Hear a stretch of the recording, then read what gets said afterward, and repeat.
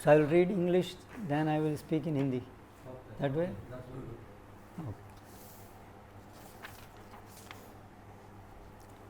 Om Namo Bhagavate Vasudevaya.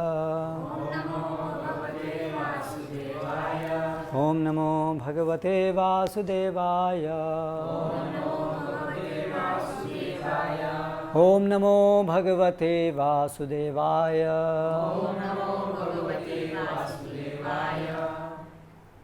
Today we are reading from Srimad Bhagavatam, Canto 1, Chapter 5, entitled Narada's Instructions on Srimad Bhagavatam.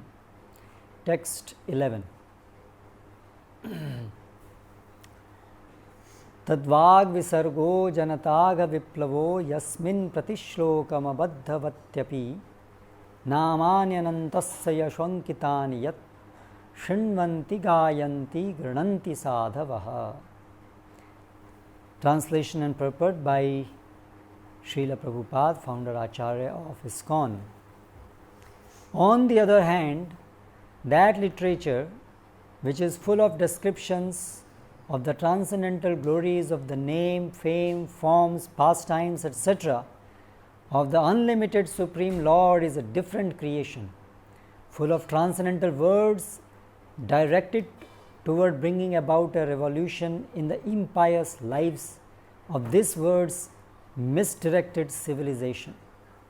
Such transcendental literatures, even though imperfectly composed, are heard, sung and accepted by purified men who are thoroughly honest. Purport. It is a qualification of the great thinkers to pick up the best even from the worst.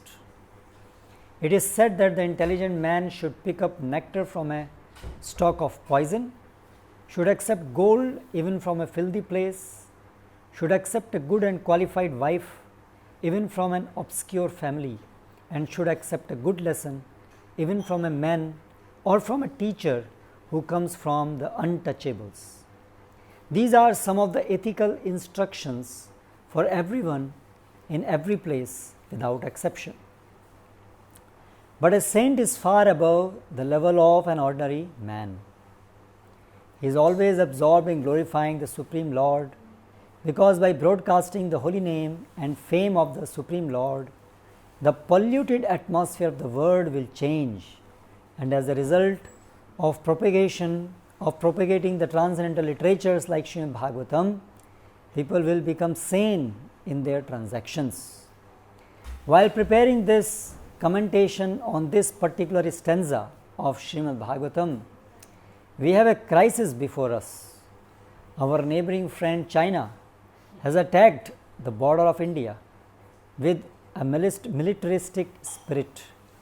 We have practically no business in the political field, yet we see that previously there were both China and India, and they both lived peacefully for centuries without ill feeling. The reason is that they lived those days in an atmosphere of God consciousness, and every country over the surface of the world was God-fearing, pure-hearted and simple. And there was no question of political diplomacy. There is no question of quarrel between the two countries, China and India, over land which is not very suitable for habitation. And certainly there is no cause for fighting on this issue. But due to the age of quarrel, Kali, which we have discussed, there is always a chance of quarrel on slight provocation.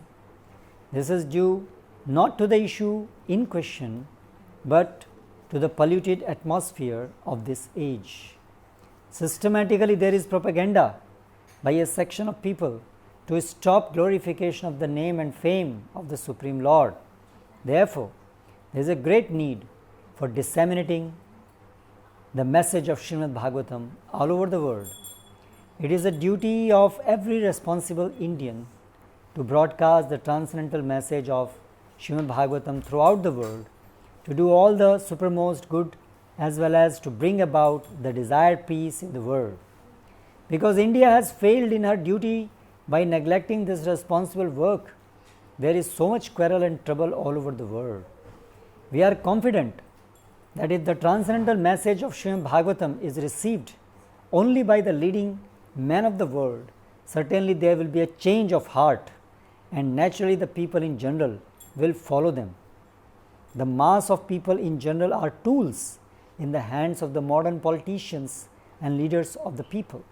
If there is a change of heart of the leaders only, certainly there will be a radical change in the atmosphere of the world.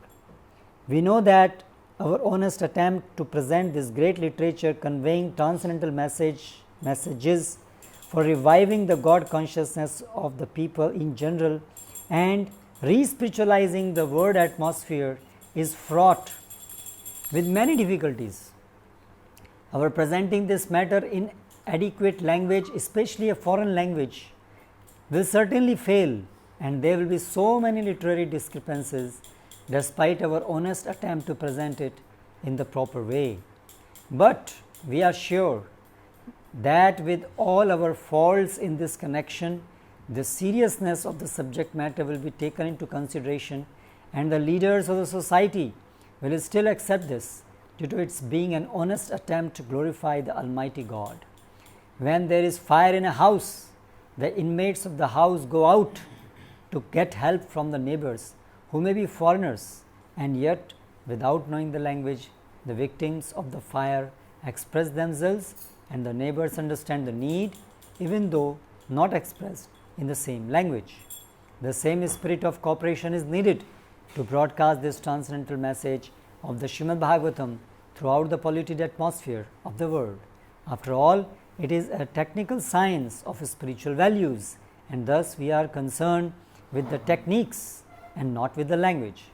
If the techniques of this great literature are understood by the people of the world, there will be success.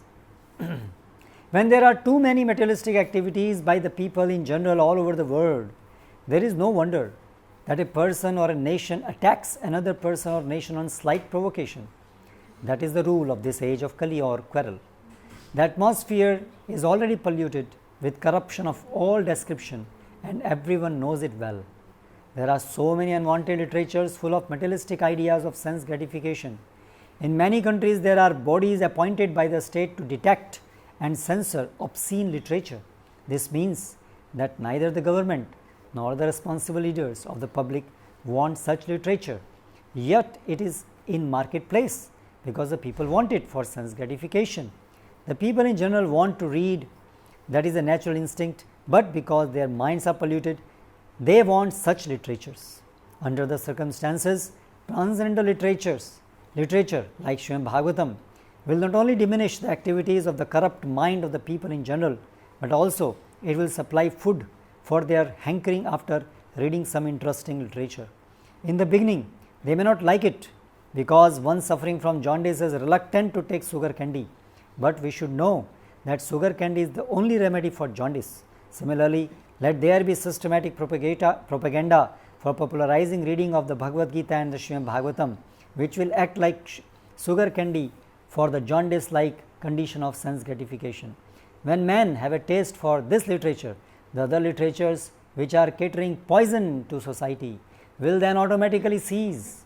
We are sure, therefore, that everyone in human society will welcome Srimad Bhagavatam, even though it is now presented with so many faults, for it is recommended by Sri Narada, who has very kindly appeared in this chapter. Om Ajnanatimirandhasya Jnananjanashalakaya Chakshurunmilitam Yena Tasmai Shri Gurave Namaha Shri Chaitanya Manobhishtam Sthapitam Yena Bhutale Swayam Rupa Kada Mahyam Dadati Swapadantikam Vandeham Shri Guru Shetaf Padakamalam Shri Gurun Vaishnavamscha Shri Rupam Sagrajatam Sahagana Raghunathan Vitam Tam Sajivam Sadvaitam Savadhutam Parijana Sahitam Krishna Chaitanya Devam Shri Radha Krishna Padan Sahagana Lalita Shri Vishakhan Vitamscha Jaya Shri Krishna Chaitanya Prabhu Nityananda Shri Advaita Gadadhara Shri Vasadi Gaura Bhakta Vrinda Hare Krishna Krishna Krishna Hare Hare Hare Rama Rama Rama Hare Hare. तो ये श्रीमद् भागवतम का पहला स्कंद है, आरंभ हो रहा है श्रीमद् भागवतम कथा का। भूमिका ये है कि एक स्थान है नैमिषारण्य, पता नहीं आप में से कितने लोग वहाँ गए हैं, लखनऊ के पास में है, कोई गया है? आप गए? अच्छा। तो वहाँ पर लगभग आज से 2-3 हज़ार साल पहले सौनक आदि ऋषि एकत्र हुए और जो कलयुग की स्थिति है उसको देख कर के बहुत व्यथित थे। जो भी साधु होते हैं वो अन्यों का कष्ट देख कर के व्यथित होते हैं, दुखी होते हैं और चाहते हैं कि कैसे उद्धार हो। तो इसलिए वो लोग वहाँ बैठे एकत्र हुए और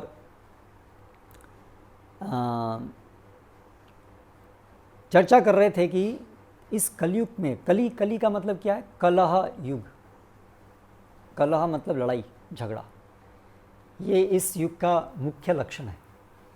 इसलिए हर छोटी छोटी बात पे झगड़ा होता है, हर जगह झगड़ा होता है, घर के अंदर झगड़ा होता है, पड़ोसी पड़ोस झगड़ा होता है, देश विदेश झगड़ा होता है। ये इस कलयुग का मुख्य लक्षण है।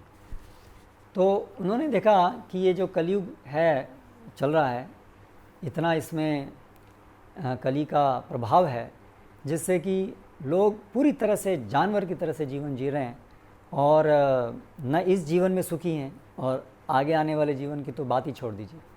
तो क्या किया जाए उनके उद्धार के लिए? तो फिर वहाँ पर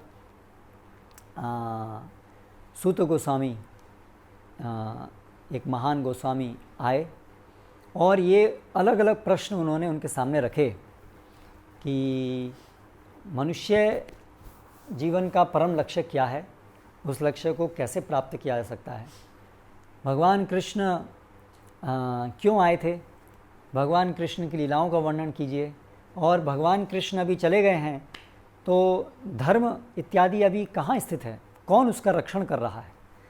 क्योंकि जब तक भगवान कृष्ण स्वयं उपस्थित थे तब तक तो वही धर्म के मूल हैं। धर्म मूलो ही भगवान, धर्म भगवान की वाणी ही धर्म है। तो जब भगवान स्वयं उपस्थित हैं तो धर्म रक्षित है, धर्म की स्थापना हो रही है ना। भगवद गीता में भगवान बताते हैं कि कैसे यदा यदा ही धर्मस्य ग्लानिर्भवति भारत। लेकिन अभी कृष्ण चले गए तो अभी धर्म की स्थापना कैसे होगी, धर्म क्या है हमें कैसे पता चलेगा? ये सब प्रश्न उन्होंने किए और इस प्रश्न के उत्तर में फिर सूत गोस्वामी ये पूरा भागवतम वर्णित करते हैं। तो ये श्रीमद् भागवतम है। तो उसी वर्णन के अंतर्गत एक प्रश्न आगे पूछा कि ये भागवतम, श्रीमद् भागवतम जो है उसकी रचना कब हुई, कैसे हुई? उसके संदर्भ में ये चर्चा चल रही है जो आज का श्लोक है, जिसमें सूत गोस्वामी बता रहे हैं कि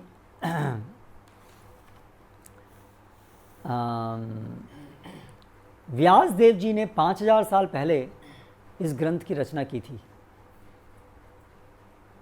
तो आप जानते हैं व्यास देव जी का नाम व्यास क्यों पड़ा था? व्यास का अर्थ क्या होता है? कोई भक्त जानते हैं? व्यासदेव, व्यासदेव बहुत हमारे महान एक ऋषि मुनि हैं। आजकल हम लोगों को क्रिकेट स्टार्स का पता होता है लेकिन हमारे मुनियों का नहीं पता है। करेक्ट? यस। उन्होंने सारे वेदों का विभाजित किया। यस। या व्यास मतलब बांटना। तो बांटना, क्यों बांटने की जरूरत पड़ी? क्योंकि कलयुग में उन्होंने देखा कि लोग जो हैं मंद सुमंद मतयो मंद भाग्य ही उपद्रता, लोगों की स्मरण शक्ति बहुत कम है, आयु बहुत कम है, शास्त्रों में आध्यात्मिक जीवन में रुचि नहीं है, और अगर रुचि है तो उनको पथ भ्रष्ट करने वाले बहुत सारे ढोंगी लोग हैं। इसीलिए वेदों में उससे पहले तक श्रुति के रूप में चला आ रहा था, उसकी बहुत सारी अलग उन्होंने शाखाओं में उसको विभाजित किया, जिससे कम से कम एक एक शाखा लोग याद कर सकें। आप देखिए भारत में नाम होते हैं ना चतुर्वेदी। चतुर्वेदी का अर्थ होता है जो चारों वेदों को जानता है। वैदिक संस्कृति में क्या था कि कम से कम जो ब्राह्मण स्वभाव के लोग हैं उन बच्चों को पहले वेदों को रटाया जाता था, क्योंकि उस आयु में, बच्चों की आयु में स्मरण शक्ति बहुत तेज़ होती है। जैसे जैसे हम बढ़ते हैं वैसे वैसे हमारी स्मरण शक्ति कम होती है, समझने की शक्ति बढ़ती है, कॉम्प्रिहेंसिव पावर बढ़ती है। तो इसलिए आरंभ में उसको रटाया जाता था। तो चतुर्वेदी मतलब जिसको चारों के चारों वेद स्मरण है। आजकल एक श्लोक भी हमें स्मरण नहीं होता है, तो चतुर्वेदी हैं, फिर वेदी हैं, एक वेद, ऐसे करके त्रिवेदी 3 वेद, द्विवेदी 2 वेद। तो अभी वो सब संभव नहीं रहा कलयुग में, इसलिए वेदों को, एक एक वेद को भी उसकी भी शाखाओं में बांट करके इस प्रकार से स्मरण हो सके, इसलिए इसको बांटा। तो ये सब उन्होंने किया इसलिए जिससे कि वैदिक जो ज्ञान है उसका प्रसार कलयुग के लोगों के लिए भी हो सके। फिर उसके बाद उन्होंने महाभारत की रचना की। स्त्रिय शूद्र द्विज बंधु नाम त्रयीना श्रुति गोचराहा। तो ये जो श्रुति है, ये जो वेद हैं, ऋग्वेद, सामवेद, यजुर्वेद, अथर्ववेद, ये बड़े कंडेंस्ड फॉर्म में है, फॉर्मूला सूत्र के रूप में बड़े ही कंडेंस्ड है, और भाषा बड़ी क्लिष्ट है, जो उसकी संस्कृत है बहुत क्लिष्ट है।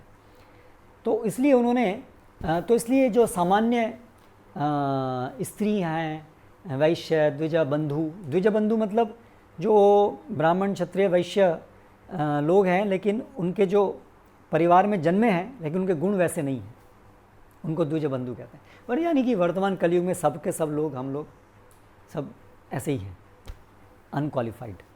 तो ऐसे लोगों के लिए उन्होंने महाभारत की रचना की कि वही जो वेदों का जो सार है, ज्ञान है, वही सरल भाषा में वृत्तांतों के रूप में, महान लोगों के आचरण के रूप में उसको समझाया जा सके, उसके लिए उन्होंने महाभारत की रचना की। फिर उसके बाद में वेदांत की रचना की व्यासदेव ने, कि सारे जो उपनिषद हैं, टॉप मोस्ट नॉलेज, उपनिषद, वेदों का जो सबसे अग्रणी महत्वपूर्ण भाग है, उसको उन्होंने सूत्र के रूप में, वेदांत सूत्र के रूप में लिखा। लेकिन ये सब करने पर भी व्यासदेव जी अनुभव कर रहे हैं कि संतुष्टि नहीं है। तो इसलिए वो परेशान है कि आखिर मैं भगवान का, वो भगवान के अवतार हैं, लिटरेरी, हाँ, भगवान के अवतार हैं व्यासदेव जी, मैंने उनकी इच्छा के अनुसार ये सब कार्य किया, लेकिन फिर भी मैं संतुष्ट नहीं हूँ। तो ऐसा वो विचार करने के लिए बैठे हैं कि मेरी असंतुष्टि का कारण क्या है। तब फिर नारद मुनि वहाँ पर आते हैं। नारद मुनि उनके गुरु हैं। देखिए आज बॉलीवुड में नारद मुनि को कैसे दिखाया जाता है ना, एक कॉमेडियन के रूप में, या तो एक विलेन के रूप में दिखाया जाता है। क्योंकि बॉलीवुड, जैसा मैं कल बता रहा था, एक बहुत बड़ी साजिश है, कैसे हमारे अंदर शास्त्रों के प्रति जो भी सम्मान है उसको ख़त्म कर देना है। इसके पीछे बहुत सिस्टमेटिक प्रयास है। पूरे बॉलीवुड के अंदर आप देखिए, जो भी पंडित हैं उनको दिखाया जाएगा जैसे हमेशा धन के लोभी, है ना, जैसे कि सारे पंडित ऐसे ही होते हैं। This is a very deep rooted propaganda, जिससे कि ये हमारे आँखों में हमारे शास्त्रों के प्रति, ब्राह्मण कल्चर के प्रति, है ना, सब खत्म हो जाए। Anyway that's a different topic, not a topic for today. तो नारद मुनि एक महान राज ऋषि हैं। ऋषियों में राजा की सभी ऋषियों में महानतम हैं। तो वो वहाँ पर उपस्थित हुए, और वो तो तुरंत जान गए कि क्या कारण है व्यासदेव जी की असंतुष्टि का। तो वो अभी यहाँ पर चर्चा चल रही है, वो बता रहे हैं कि तुम्हारी असंतुष्टि का कारण क्या है व्यासदेव, है ना। तो वो कह रहे हैं, आपने शास्त्र तो ठीक है, विस्तार में आपने बताया बहुत सारी चीज़ें, लेकिन जो शास्त्रों का अंतिम उद्देश्य है शुद्ध भक्ति का प्रसार, वो आपने सम्यक रूप से, पूरी तरह से, जोर शोर से नहीं किया है। आपने धर्म, अर्थ, काम, मोक्ष, ये 4 पुरुषार्थों के बारे में तो बहुत विस्तार से बताया, लेकिन उसी प्रकार, उतना और उससे भी ज़्यादा विस्तार से जो बताना चाहिए था, भगवान की शुद्ध भक्ति वो नहीं बताया। इसकी वजह से क्या होगा कि जो लोग हैं वो सोचेंगे कि अरे व्यासदेव जी हैं, शास्त्र लिखा है और शास्त्र में यही बताया है कि हमें भगवान का नाम क्यों लेना है, स्वर्ग जाने के लिए, भौतिक सुख प्राप्ति के लिए। लोग यही सोचेंगे। आपने उसको और कंफर्म कर दिया, आपने उसको पूरा शास्त्र के रूप में लिखा करके बता करके और आपके द्वारा बताया गया है, तो सब लोग तस्य निवारणम न मन्यते, उसका अंतिम उद्देश्य जो है वो भगवत प्राप्ति है, भगवत प्रेम प्राप्ति, ये नहीं जानेंगे। वो सोचेंगे कि ये सारे शास्त्रों का धर्म का उद्देश्य क्या है, धर्म का उद्देश्य है केवल सुख प्राप्त करना। आप देखिए आज हमारे हिंदू समाज के अंदर, आज हिंदू समाज सामान्य जो नाम जो है हिंदू यूज़ कर रहे हैं, तो हिंदू समाज है उसमें आप देखिए सबके अंदर एक कॉमन कंसेप्शन तो यही है ना कि मंदिर क्यों जाना है, मंदिर का उद्देश्य क्या है, मांगने के लिए। अगर भगवान का नाम लेना है, कुछ भी धार्मिक क्रिया करनी है, क्यों करनी है, कुछ भौतिक सुख के लिए, पुण्य कमाने के लिए। कितना रैम्पेंट है ये विचार, बिल्कुल अंदर रग रग के अंदर समाया हुआ है। इसलिए जब हम इस्कॉन में आते हैं तो हम तो वही अपनी पुरानी विचारधारा ही लेकर के आते हैं। हमारे लिए इस्कॉन मंदिर भी एक ऐसा ही एक और मंदिर है, राधा कृष्ण मंदिर, ठीक है, और बहुत सारे मंदिर हैं, ऐसा एक ही और मंदिर है ना। तो हम वही सोचते आते हैं कि ये भी। तो जब हम यहाँ पर ये अभी सुनते हैं कि नहीं नहीं, जीवन का उद्देश्य और ये भक्ति और शास्त्र जो है वो भगवान कृष्ण की सेवा करनी है और बदले में कुछ नहीं मांगना है, तो ये हमको बहुत मुश्किल होती है समझने में, अंदर इसको उतारने में बहुत मुश्किल होती है।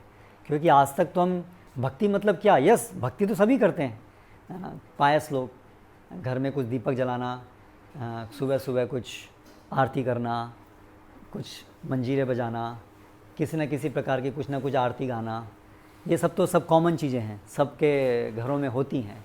लेकिन उसका उद्देश्य क्या है वो बहुत अलग है। सामान्य रूप से सबका उद्देश्य यही है कि कुछ भौतिक सुख प्राप्ति के लिए ये सब कार्य करने हैं। तो ये गहरा विचार कहाँ से आया, ये यहाँ से आया, जिसके बारे में नारद मुनि डांट रहे हैं व्यासदेव जी को कि आपने शास्त्रों में सब जगह यही वर्णन किया है ज़्यादा कि ये करो, अगर आपको ये फल चाहिए ये करो, ये फल चाहिए ये करो, ये फल चाहिए ये करो। तो इसलिए लोग तो यही सोचेंगे कि शास्त्रों का उद्देश्य यही है, सबसे महत्वपूर्ण चीज़ यही है, यही उद्देश्य है कि भगवान क्यों है, भगवान है हमें सुख प्रदान करने के लिए, ना कि हम क्यों हैं भगवान की सेवा करने के लिए। इसकी जगह भगवान क्यों है हमारी सेवा करने के लिए। जैसे प्रभु बोलते थे God not dog, GOD dog हम लोग पेट एनिमल की तरह से रखते हैं। So don't make God your pet animal, don't treat God as your pet animal, है ना। तो सामान्यतः हम सब लोग तो भगवान को ऐसे ही ट्रीट करते हैं, है ना। भगवान देखो मैं आपको नारियल चढ़ा दिया, ठीक है, ये कर दिया, अभी आपका काम है कि आप मेरी सारी इच्छाओं को पूरा करो। बहुत बढ़िया बिजनेस है ना। हम लोग सब बिजनेस में बड़े उस्ताद होते हैं, ठीक है, 2 पैसे का नारियल फोड़ा और बदले में बहुत बड़ी लिस्ट दे दी। तो ये फ्रूटी मेंटालिटी है, ये वैश्य बनिया मेंटालिटी है ना। इतना देना है बदले में क्या लेना है। तो लोग जो हैं इसी प्रकार से शास्त्रों का यही मतलब निकालेंगे और जो वास्तविक जो अर्थ है, वास्तविक जो उद्देश्य है शास्त्रों का, उसको नहीं समझ पाएंगे। इसके विपरीत, हाँ, इसीलिए ऐसा कहते हैं व्यासदेव जी, जो भी लिटरेचर है जिसमें भगवान की शुद्ध भक्ति का वर्णन नहीं है वो सब ऐसे ही है जैसे कि वायसम तीर्थ, कौवे जो होते हैं वो आप देखिए हमेशा गंदगी की पर जाते हैं, है ना। कहीं पूरे उद्यान में बहुत सुंदर फूल हैं, लेकिन वो कहाँ जाएंगे, अगर कहीं पर कुछ मल पड़ा होगा तो वहाँ जाएंगे, वो मांस पड़ा होगा तो वहाँ जाएंगे। ये कौवों का कैरेक्टरिस्टिक होता है।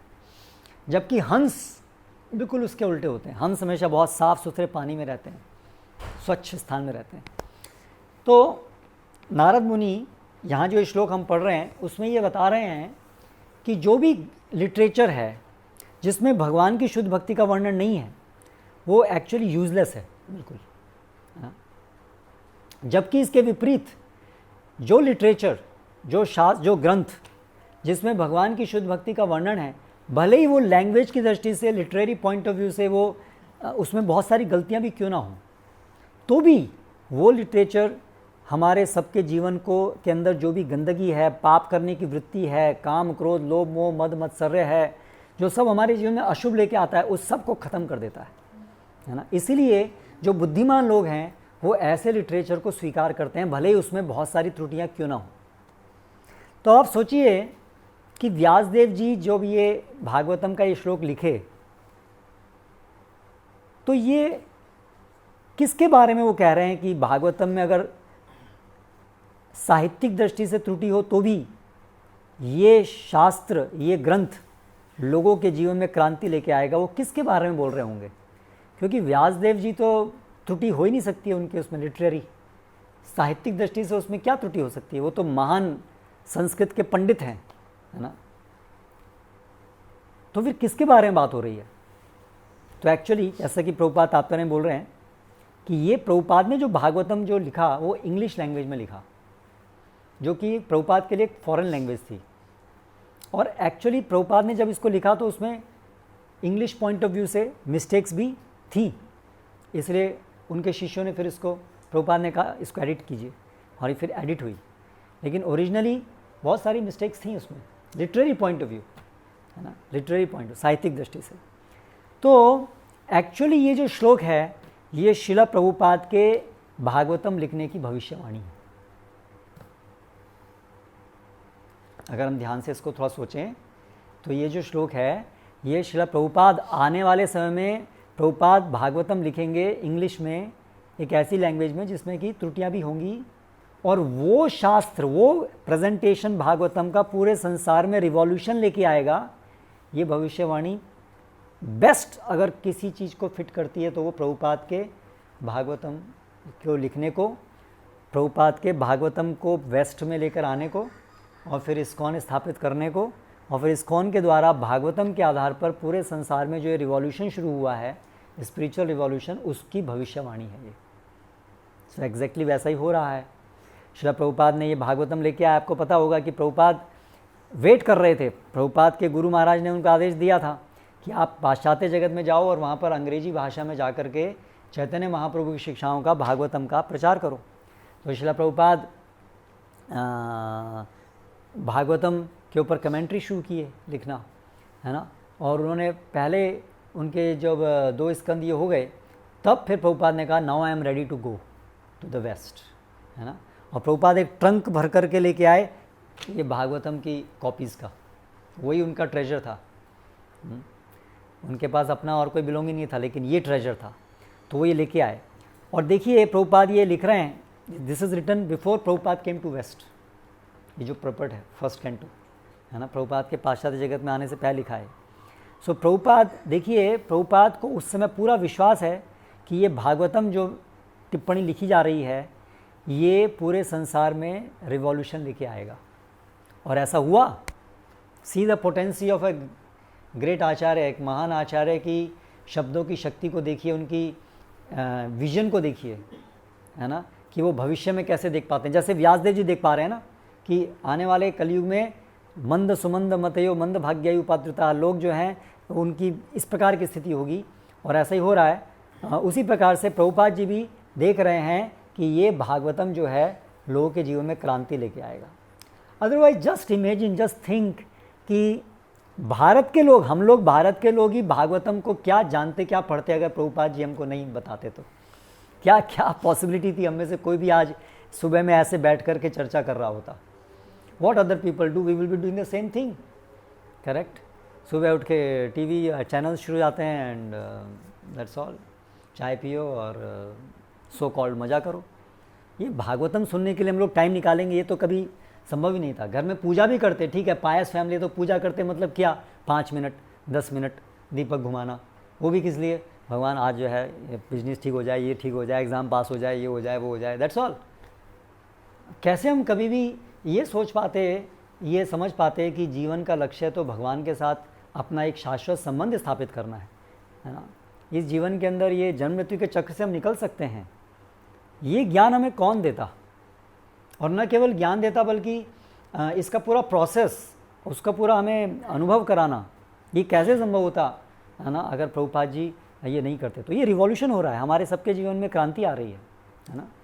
लोग देख पाते हैं इसको, जो लोग भी भक्ति करते हैं वो पूरे बदल जाते हैं, उनके कपड़े बदल जाते हैं, उनकी मानसिकता बदल जाती है, सबसे इम्पॉर्टेंट उनका पूरा वर्ल्ड व्यू बदल जाता है, हर चीज़ को लेकर के उनकी चीज़ बदल जाती है।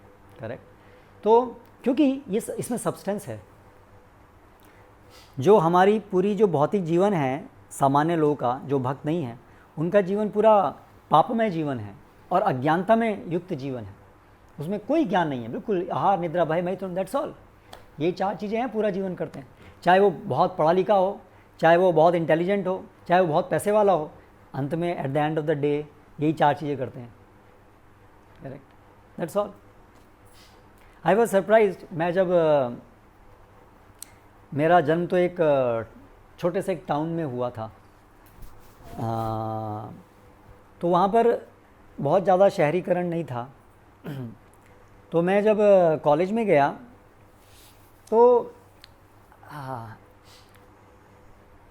समाज के अग्रणी लोगों को मैं देख रहा था, डॉक्टर्स, दे फॉर्म क्लास, एक ऐसी कक्षा सोसाइटी के अंदर जो लोग एक इंटेलेक्चुअल्स माने जाते हैं और एक लेकिन जब मैं गया तो मैंने देखा कि ये लोग बिल्कुल जो झुग्गी झोपड़पट्टी वाले लोग जो होते हैं, थर्ड क्लास, जिनके जीवन में बस शराब पीना, अश्लील बातें करना, वैसा होता है ना, ये बिल्कुल there is no difference at all, there is no difference at all. आप लोग भी जानते हैं हमारे ऑफिसेज में जो भी लोग हैं उनकी क्या होता है, गाली गलौज करना। उनका जीवन अगर आप थोड़ा सा ऊपर का जो कवरिंग है ना ऊपर का, उसको अगर आप थोड़ा सा हटाएंगे तो अंदर तो वही गार्बेज है सब जगह। चाहे मल्टीनेशनल कंपनी है, चाहे जुगर झोपड़ी है, अंदर तो वही कचरा है सब, द सेम थिंग एवरीवेयर। सो अघ, इसलिए यहाँ बताया है कि लोगों के जीवन में तो केवल यही चीज़ें हैं, पाप पाप पाप। और अगर पाप नहीं है, चलिए पुण्यशाली हैं, ठीक है, ग्रॉस लेवल पाप नहीं करते हैं, ऐसे लोग भी कुछ हैं, लेकिन फिर भी भगवान के प्रति तो कोई ज्ञान नहीं है उनको।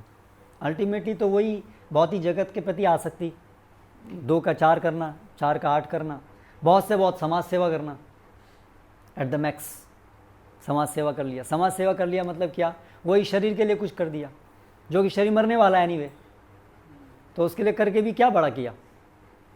करेक्ट। सो अल्टीमेटली बहुत ही मतलब देहात्म बुद्धि, केवल शरीर के बारे में ही सोचना, दैट्स ऑल, आत्मा के बारे में कोई ज्ञान नहीं। करेक्ट। तो ऐसे सब लोगों के जीवन में एक क्रांति लेके आने के लिए प्रभुपाद ये आए वेस्ट में, और ये भागवतम लेके आए, और इसके पीछे पूरी हिस्ट्री है। आप देखिए, चैतन्य महाप्रभु ने भविष्यवाणी की है कि पृथ्वी ते आचे चौथो नगर आदि ग्राम, सर्वत्र प्रचार होइबे मोरा नाम। तो ये चैतन्य महाप्रभु की इच्छा है कि ये पूरा संसार कलयुग में, ये जो समय चल रहा है, हमारे आचार्यों ने हमको ये बताया है कि कलयुग में जो प्रेजेंट टाइम चल रहा है चैतन्य महाप्रभु के आने के बाद से, ये जो 10,000 ईयर्स हैं, 10,000 साल हैं, ये कलयुग में भी होने पर भी ये स्वर्णिम युग की तरह से हैं, golden age with in the Kalyuga, जिसमें कलयुग का प्रभाव हरे कृष्ण महामंत्र के प्रभाव से, संकीर्तन आंदोलन से, भागवतम के प्रभाव से, वो कलयुग का प्रभाव भी खत्म हो जाएगा। प्रभुपाद अकेले उन्होंने पूरे कलयुग को धकेल दिया है। Just see the power. पाश्चात्य जगत में जाकर के उन्होंने ये आंदोलन शुरू कर दिया है ना। प्रभुपाद बताते हैं कि वो कविता भी लिखे ना, जब प्रभुपाद बॉस्टन में सबसे पहले वो उतरे जहाज से, तो जब उन्होंने जीवन देखा, उन्होंने बोला मैं यहाँ पर लोगों को बताने आया हूँ 4 रेगुलेटरी प्रिंसिपल तो हमारे पहली चीज़ें हैं, और ये तो इन लोगों का नॉर्मल हर रोज़ का जीवन है। तो भगवान आपकी शक्ति होगी तो ही ये लोग इसको स्वीकार करेंगे। प्रभुपाद वॉज ऑलवेज रेडी कि हो सकता है I am trying but I be successful और नॉट आई डोंट नो। जैसे प्रभुपाद थोड़े 2-2 महीने के बाद जाकर के वो सिंधिया शिप कंपनी में पूछते रहते थे कि अगला शिप कब आएगा। Prabhupada initial days it was I am trying, I don't know successful हो गए, है ना। तो ऐसी स्थिति थी। तो आज जो हम देख रहे हैं, आज तो हम देख रहे हैं हर जगह इस्कॉन हम देखते हैं, इस्कॉन जाते हैं, लोग फॉलो कर रहे हैं, अमेरिकन्स फॉलो कर रहे हैं, क्रिश्चियंस फॉलो कर रहे हैं, मुस्लिम फॉलो कर रहे हैं, अफ्रीकन्स फॉलो कर रहे हैं। अभी हमको नॉर्मल लगता है, बट जस्ट इमेजिन कि जब प्रभुपाद पहली बार आए होंगे तो कोई विश्वास ही नहीं कर रहा था ना, भारत में कहीं भी कोई विश्वास नहीं। इवन भारत में तो जब प्रभुपाद अपने शिष्यों को लेके आए तब भी उनको विश्वास नहीं हुआ। अरे ठीक है, 2 दिन का कुछ फैशन है नया, ख़त्म हो जाएगा। That's what they were thinking. और बहुत से लोग तो ये भी नहीं, बहुत से लोग सोचते थे CIA, ज़्यादातर तो इंडिया के जो लोग थे वो सब CIA के एजेंट हैं, सब ये लोग ऐसा सोचते थे। किसी को विश्वास ही नहीं हो रहा था कि ऐसा भी हो सकता है।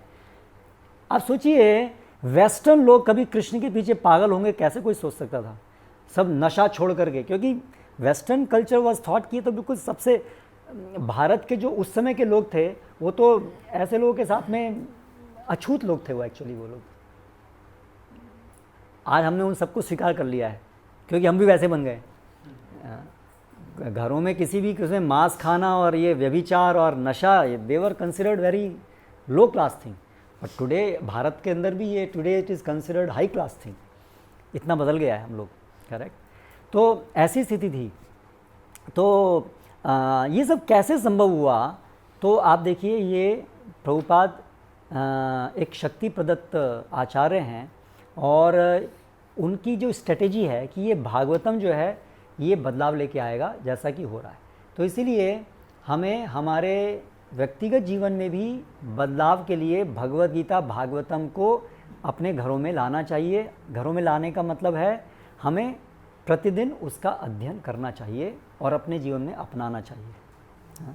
शृण्वताम स्वकथा कृष्ण पुण्य श्रवण कीर्तन हृदयंत भद्राणी विदुनोति सुहृद सताम। क्योंकि कलयुग के प्रभाव से हमारे अंदर भी काम क्रोध लोभ मोह सबके हृदय में है, तो उसको हटाने के लिए हमें व्यक्तिगत सबको ये श्रीमद् भागवतम का पाठ करना चाहिए। इसलिए श्रील प्रभुपाद ने स्थापित किया है कि जो भी कम से कम जो दीक्षित भक्त हैं उनके लिए ज़रूरी है नित्यम रेगुलरली भागवतम का अध्ययन हो, है ना। आप में से कितने लोगों के घर में श्रीमद् भागवतम का फुल सेट है?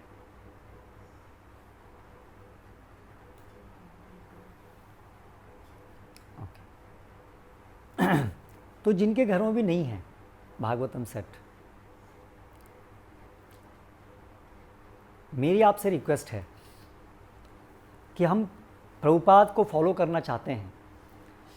प्रभुपाद ने रात रात को जाग करके ये भागवतम के पर्पट्स लिखे हैं।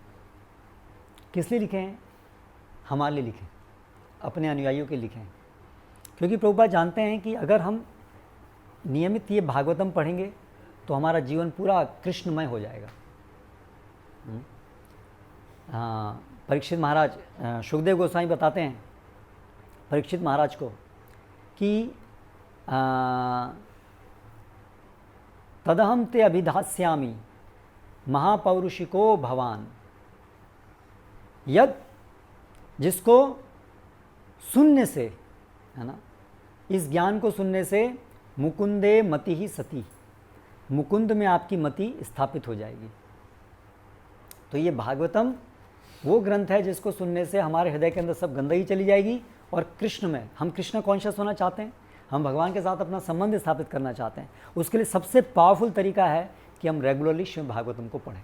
तो सबसे पहले तो कम से कम हमारे घर में जो भी हम प्रभुपाद को अगर अपने हृदय में हम स्वीकार करते हैं कि प्रभुपाद एक सच्चे आचार्य हैं, वो हमारे हित के लिए बोल रहे हैं, हमें उनको पालन करना चाहिए। तो सबसे पहले तो हमें क्या करना चाहिए, अपने घर में प्रभुपाद का पूरा सेट रखना चाहिए। First thing to be done, है ना। आप लोगों के पास पैसे की कोई कमी नहीं है, ठीक है। हम लोग प्रभुपाद को फॉलो करना चाहते हैं, तो हम समझ करके कि प्रभुपाद एक महान आचार्य हैं जो हमारे लिए सब लेके आए। तो इसलिए मेरी रिक्वेस्ट है कि सबसे पहले तो आप काम कीजिए कि एक घर में अच्छा सा एक पहले आप भागवतम और सारा भागवतम चैतन्य चरितामृत फुल सेट कंप्लीट जो भी प्रभुपाद दिया उसको लेके आइए। क्योंकि जब आप घर में भागवतम को लेके आएंगे तो प्रेरणा मिलेगी भागवतम को पढ़ने की। Out of sight out of mind, जब आँख के सामने है ही नहीं तो माइंड में भी कैसे आएगा, करेक्ट। और वो ऐसी जगह रखिए कि आपकी आंखों के सामने आता रहे, है ना। ऐसा नहीं कि उसको ऐसी जगह जहाँ किसी को पता ही नहीं चलेगी है ना।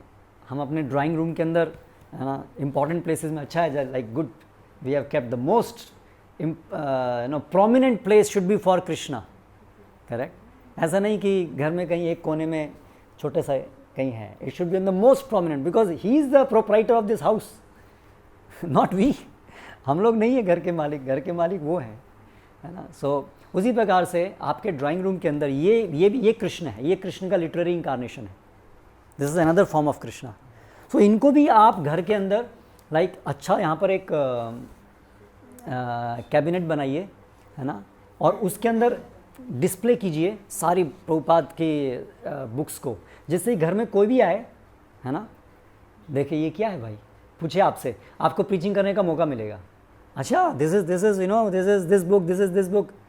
और पीपल लोग सोचेंगे यार इतना इन्होंने इंपॉर्टेंट प्लेस दिया है बुक्स को, यानी कि इन लोगों के जीवन में इसकी बहुत महत्व है। So they would like to know from you कि आखिर इन बुक्स में क्या है, आपने क्यों इनको बुक्स को यहाँ रखा है, करेक्ट। जैसे आप यहाँ पर मंदिर रखे हैं तो नेचुरली कोई भी आपके घर में आएगा तो पूछेगा ना भाई आप तो बड़े भक्ति वाले लगते हैं, भगवान को यहाँ रखा है। तो उसी प्रकार से आप अपने घर में लाइब्रेरी बनाएंगे, है ना, और उसको प्रोमिनेंट प्लेस में रखेंगे तो लोग आपसे पूछेंगे, आपको प्रचार करने का मौका मिलेगा और आपको खुद के अंदर प्रेरणा मिलेगी, ठीक है। तो ये जो श्रीमद् भागवतम है इसको हमें अपने घर में रखना चाहिए और नियमित पढ़ना चाहिए, और आप उसका प्रभाव देखेंगे। ये भागवतम एनसाइक्लोपीडिया है, इसके अंदर हमारे पारिवारिक जीवन में हमें कैसे जीना चाहिए, क्या करना चाहिए क्या नहीं करना चाहिए, से लेकर के इंटरनेशनल लेवल तक पूरे संसार के अंदर व्यवस्था कैसी होनी चाहिए, राजनीति कैसी होनी चाहिए, अर्थव्यवस्था कैसी होनी चाहिए, ऐसा कोई विषय नहीं है जो श्रीमद् भागवतम के अंदर नहीं बताया गया है। क्योंकि भगवान हमारे सबके पिता हैं, वो हर चीज़ के विषय में बता रहे हैं, केवल ऐसा नहीं आध्यात्मिक जगत के विषय में बता रहे हैं, इस भौतिक जगत में हर चीज़ के विषय में भगवान हमें बता रहे हैं कि हमें कैसे हर चीज़ को करना है, हमारी इकोनॉमी कैसी चलनी चाहिए, हमारा परिवार कैसे चलना चाहिए, बच्चों के क्या कर्तव्य है, स्त्री का क्या कर्तव्य है, पुरुष का क्या कर्तव्य है भगवान की सेवा में, है ना। उस दृष्टि से सब कुछ बताया गया है। तो ये इम्पेरेटिव है कि हम लोग ये भागवतम को पढ़ें। इससे हर चीज़ हमको समझ में आएगी, हमको क्लियरली पता चलेगा कि जो भी हम पालन कर रहे हैं क्यों कर रहे हैं, और इसको पढ़ने से भगवान के प्रति हमारी स्वाभाविक रुचि उत्पन्न होगी। तो ये एक बात है। दूसरी बात है इस चीज़ को रियलाइज़ करना, समझना कि हमारा जो ये मूवमेंट है इस्कॉन, ये इसका बहुत बड़ा उद्देश्य है। ये केवल कुछ थोड़े बहुत इंडियंस कुछ भक्ति करेंगे केवल वहीं तक सीमित नहीं है, ये पूरे संसार को मोड़ने के लिए है ये आंदोलन, और उसके अंदर वो पोटेंशियल है, पूरे संसार को चेंज करने का पोटेंशियल है ना, क्योंकि ये भगवान की इच्छा है और प्रभुपाद जैसे सेनापति के द्वारा इसको आयोजित किया गया है स्ट्रेटेजिकली। कैसे होगा, प्रभुपाद की सारी योजनाएं जो हैं वो इस पूरे संसार को रिवॉल्यूशनाइज करने के लिए सक्षम है। देखिए प्रभुपाद कितने कॉन्फिडेंस से लिख रहे हैं कि अगर ये भागवतम संसार के जो लीडिंग लोग हैं अगर वो इसको अपनाएंगे तो फिर पूरा संसार में सब लोग धीरे धीरे उसको अपनाएंगे।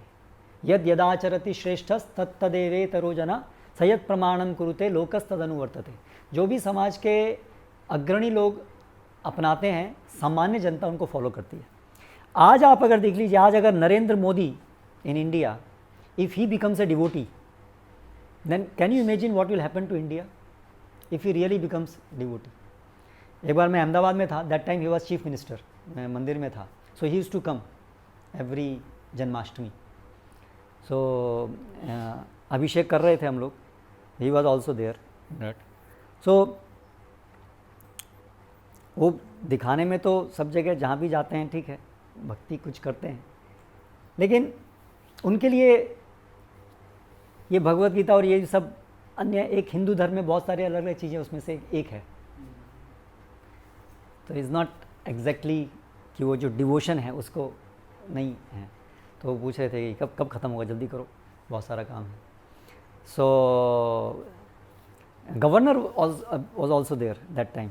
He was really deep into understanding, better than Modi. He gave a very nice speech. Anyway, that's a different thing. But the point is, अगर मोदी जैसे लोग जिनके हाथ में बहुत शक्ति है, पावरफुल है, भगवान ने उनको शक्ति दी है, ही हैज़ पावर। कोई भी व्यक्ति जो इस प्रकार से इतने बड़े पद पर आता है तो शक्ति तो है उनके अंदर, लेकिन अगर वो भक्त बने तो बहुत से लोग, हमारा करिकुलम, हमारे स्कूल, हमारा सब पूरा माहौल एकदम से बदल जाएगा। हम लोग छोटे छोटे लोग प्रचार करने का प्रयास करते हैं, लेकिन हमारे पास अलग प्रकार की शक्ति है जो वो नहीं है। समाज को बदलने की शक्ति जो है ना, वो उन लोगों के पास है। इसलिए प्रभुपाद का विज़न क्या है कि धीरे धीरे धीरे इसका प्रचार करने से एक दिन जो समाज के जो लीडिंग लोग हैं वो लोग भी इसको अप्रिशिएट कर पाएंगे कि ये इतना पावरफुल मीडियम है, और उनमें से कुछ लोग जो समाज का वास्तव में हित चाहते हैं। आई बिलीव मोदी जो है in general he wants to do good to others, he is not a corrupt man, बहुत सारे पॉलिटिशियंस तो they are just corrupt, they are just there to earn, to make their fill their pockets. He is not like that, at least कुछ अच्छा करना चाहते हैं। लेकिन ये अगर भागवतम का पूरा मार्गदर्शन उनको हो, then really he can do a big change. So ये प्रभुपाद का विजन है कि एक दिन ऐसा आएगा कि समाज के लीडिंग लोग इस भागवतम को अपनाएंगे और फिर पूरा समाज, पूरा संसार बहुत तेज़ी से बदल सकता है। तो हमें क्या करना होगा, ठीक है, वो तो जो बड़े लीडर्स हैं वो होंगे, हमें उसकी तरफ, हम शायद हर व्यक्ति इंडिविजुअली वो प्रयास नहीं कर पाए, लेकिन जैसे जैसे जनसाधारण धीरे धीरे धीरे इसका अमाउंट बढ़ेगा तो धीरे धीरे समाज के जो बड़े लोग हैं उनकी नज़र भी जाएगी कि आखिर ये इस्कॉन, जैसे प्रभुपाद के टाइम में इस्कॉन जो है वो इस प्रकार से बढ़ रहा था वेस्ट में कि अमेरिका के अंदर उनकी पार्लियामेंट के अंदर ये क्वेश्चन रेज हो गया था कि अगर इस्कॉन इस तरह बढ़ता रहा तो 10 साल के अंदर सरकार जो है इनके हाथ में चली जाएगी। That was the discussion there in parliament at that time. But now Prabhupada के जाने के बाद कितना साल हो गया,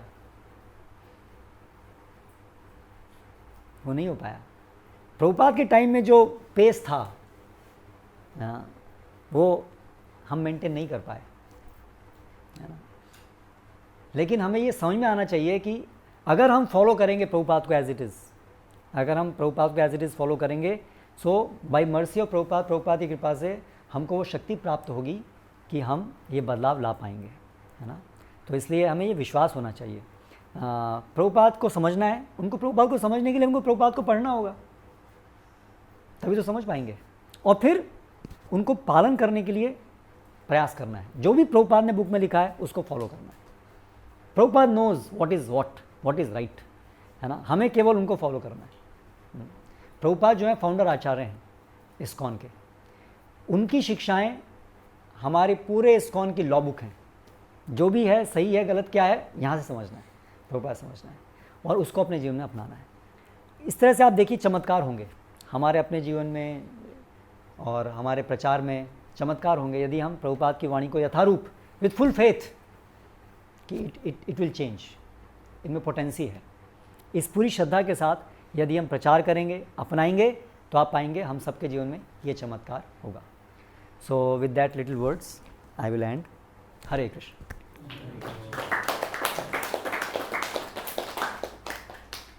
Any discussion? Any question?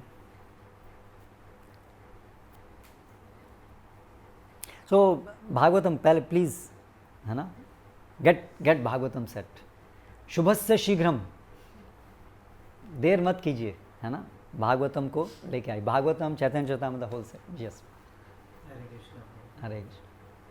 प्रभु जी, मुझे पूछना था कि आपने जैसे बताया कि हमें प्रभुपाद की पुस्तकें पढ़नी चाहिए रोज़, तो मेरा क्वेश्चन ये प्रभु जी, हमें तो नॉलेज नहीं है, डीप नॉलेज तो बहुत दूर की बात है, ऊपर का भी नॉलेज नहीं है। मैं पढ़ता हूँ कभी कभी, दमयंती देवी सुनती है, कभी वो पढ़ती है, मैं सुनता हूँ, बट हमें नॉलेज नहीं है, सिर्फ मैं बोलता हूँ, वो सुनती है, वो बोलती है, मैं सुनता हूँ, हम पढ़ते हैं तो ऐसे होता है। बट ये प्रोसेस ठीक है प्रभु जी? यस, देखिए बार बार पढ़ने से रियलाइजेशन आएगा, ये शास्त्रों का ये उसका एक रहस्य है। रिपीटेड रीडिंग विल रिवील, शास्त्र अपने आप हमको व्यक्त करेंगे, भगवान अपने आप आपको व्यक्त करेंगे अगर आप ध्यानपूर्वक सुनेंगे। शुश्रूषु श्रद्धादानस्य वासुदेव कथा रुचि स्यान महत्सेव्या विप्र पुण्य तीर्थ निषेवणात्। एटीट्यूड सही होना चाहिए, एटीट्यूड होना चाहिए। हम किस लिए पढ़ रहे हैं? प्यूरिफिकेशन के लिए पढ़ रहे हैं। क्या प्यूरिफाई करना है? हमारे अंदर बहुत सारे मिसकंसेप्शंस हैं, हमारे अंदर बहुत सारे अटैचमेंट्स हैं इस भौतिक जगत के प्रति, भगवान की सेवा के प्रति इच्छा बहुत कम है। हम क्यों पढ़ रहे हैं? जिससे हम ये सब चेंज कर पाएँ, है ना, भगवान की तरफ हमारी प्रेम बढ़े, इसलिए हम पढ़ रहे हैं। ऐसा एटीट्यूड होना चाहिए। और एटीट्यूड होना चाहिए सबमिसिव। जो यहाँ लिखा है वो सब सही है, क्योंकि ये शास्त्र है, भगवान की वाणी है। हम अज्ञानी हैं, इसलिए ये सत्य है और हमें इसको सीखना है। ऐसा सिंपल एटीट्यूड। और इस एटीट्यूड से प्रभुपाद जो भी कह रहे हैं उसको स्वीकार करें। तो जस्ट केयरफुल्ली उसको जितना हो सके ध्यान से पढ़ने की कोशिश करें। वो जो भी ज्ञान है, ज्ञान आएगा, इसलिए तो ये पढ़ना है। When we keep on reading again and again and again, हमारा जो अंडरस्टैंडिंग वो बढ़ता जाएगा, बढ़ता जाएगा, बढ़ता जाएगा। और साथ साथ में पूरा जीवन जो है वो तो हमारा भक्ति में होना ही चाहिए। हम उसके अलावा चैंटिंग कर रहे हैं, है ना, उसके अलावा हम अलग अलग प्रकार से भगवान की सेवा करने का प्रयास कर रहे हैं, है ना, तो वो सब भी ऐड हो रही हैं। It's not just reading but it's the whole package. तो जब ये पूरा पैकेज है तो हर चीज़ उसमें बहुत इंपॉर्टेंट कंट्रीब्यूट कर रही है। तो पूरी श्रद्धा के साथ में, और regularity is very important again, क्योंकि अगर आप रेगुलरिटी नहीं रखेंगे ना तो थोड़े समय बाद में ना, आपने मान लीजिए अभी 4 दिन पढ़ा, फिर एक महीना गैप हो गया, उसके बाद में ना आपका पढ़ने का बहुत आपको लगेगा बर्डन जैसा लगेगा कि दोबारा कहाँ शुरू करें, कैसे शुरू करें, क्या समझ में आएगा, सब भूल गए क्या पढ़ा था, बर्डन हो जाएगा, उसका टेस्ट चला जाएगा। सो इसलिए रेगुलरिटी इज़ वेरी इंपॉर्टेंट। जो भी हम काम, जैसे अब जब हम कर पाते हैं, क्योंकि प्रभुपाद ने इतना स्ट्रेस दिया है, हर रोज़ जो है 16 माला तो हो नहीं, इसलिए कर पाते हैं, नहीं तो वो भी नहीं करते हम, ठीक है। तो उसी तरह से हमें ये भी एक व्रत लेना होगा, रीडिंग का व्रत लेना होगा कि पढ़ना ही है। एक ठीक है, हर दिन नहीं हो पाता है तो कम से कम वीक का एक कोटा लीजिए कि वीक में कम से कम इतने घंटे पढ़ना ही है। ऐसा करके हर एक चीज़ के लिए देखिए, कुछ व्रत लेंगे ना तो ही कुछ होगा, बिना व्रत के कुछ नहीं होता है, क्योंकि हमारा माइंड जो हमको चीट करता है ना। तो इसलिए कुछ व्रत लीजिए और पढ़ना शुरू कीजिए, और जब आप पढ़ेंगे तो वो इतना इंटरेस्ट आपका बढ़ता जाएगा, फिर आप उसके आदी हो जाएंगे, एडिक्ट हो जाएंगे आप, फिर आप उसको, और वो पढ़ने से आपको नॉलेज आएगा, सब कुछ गेन होगा। तो यस, दैट्स अ गुड। और आप साथ में पढ़ रहे हैं, it's even better. One person reads, other person hears and then discuss whatever Prabhupada is saying, discuss, उससे और वो मंथन होता है, उससे और वो अच्छा होता है चर्नी, लाइक दैट। कई जगह पर ऐसे अभी स्टडी ग्रुप्स बन रहे हैं, you know, Prabhupada books study groups, Prabhupada books के स्टडी के लिए groups. So devotees come together and one person reads, other hears, like that, साथ में मिलकर के पढ़ना, it's a very good thing. मंदिर में बोलिए। गोपीनाथ में होते हैं, ऑनलाइन भी होते हैं। यस यस, तो यहाँ से करते होते हैं। हाँ हाँ, ओके, यस, चैतन्य चरितामृत वहाँ पे कर रहे हैं। Okay, yes yes, Thank you very much for wonderful talk.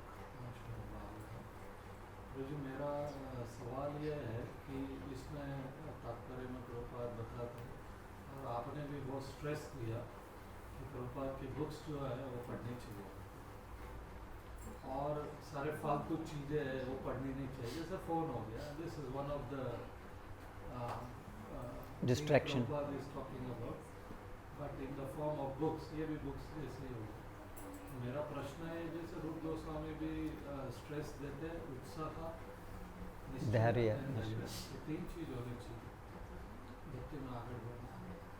ये निश्चय जो है वो डिफिकल्ट है, डिटर्मिनेशन जो जिसका हम बोलते हैं वो डिफिकल्ट है। हमको पता है कि हमारे लिए क्या अच्छा है, एटलीस्ट वो लेवल पे तो हम लोग आ गए, लेकिन वो उसको टिका के रखना निश्चय के साथ में वो थोड़ा डिफिकल्ट होता है। तो ये हमारे पूर्व कर्मों के वजह से होता है, अगर होता है तो। और इसको कैसे निश्चय, कैसे डिटर्मिनेशन, कैसे उसको दृढ़ किया जाए, उसके बारे में प्रैक्टिकल कुछ टिप्स जिससे हमारा निश्चय जो है उसको हम लोग कर सकें। तो अभी हमारा निश्चय दृढ़ता क्यों नहीं बन पाती है? क्योंकि हमारी अन्य जगह में रुचियां हैं। हमें अगर कहीं अन्य जगह से रस प्राप्त हो रहा होगा तो फिर हम इसमें टिक नहीं पाएंगे। थोड़ी देर के लिए होंगे, लेकिन जैसे बच्चे कैसे होते हैं, उनको बोले तो बैठ के पढ़ो, तो उनका हर सेकंड में माइंड जो है वो इधर उधर, इधर खेलने को मिल गया, इधर दिख गया, इधर दिख गया। They are so distracted. Why? क्योंकि उनसे उनको बहुत प्लेजर मिल रहा है। यहाँ प्लेजर नहीं मिल रहा है जो हम पढ़ने को बोल रहे हैं, बाकी चीज़ें बहुत प्लेजर मिल रहा है, इसलिए फिर वो दृढ़ता नहीं बन पाती है, वेवरिंग रहता है, कभी पढ़ा गया। तो इसलिए रूट कॉज ये है कि हमारा रुचि नहीं है भगवान की सेवा में। अन्य चीज़ों में बहुत रुचि है, दोनों चीज़ें हैं, और दोनों चीज़ एक दूसरे से कनेक्टेड हैं। अन्य चीज़ों में रुचि है, इसलिए भगवान की सेवा में रुचि नहीं है, भगवान के श्रवण में रुचि नहीं है, और भगवान के श्रवण में रुचि नहीं है इसलिए बाकी चीज़ों में रुचि है। Both are complementing each other. तो इसलिए रूट तो ये है। इसीलिए इसका उपाय यही होगा कि वो धीरे धीरे रुचि जब बढ़ेगी तब वो जो दृढ़ता है, फिक्सिटी है, वो आएगी। इसीलिए उत्साह पहला है। उत्साह मतलब जो नियम बताए गए हैं, जो हमें करना है, जो हम समझ रहे हैं कि yes this should be done, उसको करना ही है, दैट्स उत्साह। उत्साह डजंट नेसेसरीली मीन कि बस मन को अच्छा लगना चाहिए, मन में आना चाहिए। उत्साह practically means conviction that I will do it. Taste है कि नहीं है, करना है। तो इसलिए कम से कम पहले हमें इस स्तर पे काम करना होगा, विवेक के स्तर पे। डू आई एक्सेप्ट कि ये सही है कि नहीं है, करना है कि नहीं करना है। जैसे आपने कहा वो तो हम जानते हैं, लेकिन हम जानते हैं, लेकिन वो हमेशा हमें कॉन्शियस नहीं रहता है कि हम जानते हैं, है ना। वो जो हमारा विवेक है ना, वो हमेशा शार्प नहीं रहता है। जैसे अभी हम सुन रहे हैं 1 घंटा, तो अभी थोड़े समय तक उसका प्रभाव रहेगा, लेकिन फिर थोड़े समय में धीरे धीरे धीरे वो जो फ्रेशनेस है, ये अंडरस्टैंडिंग कि yes this is so important, वो धीरे धीरे धीरे धीरे कम होती जाएगी।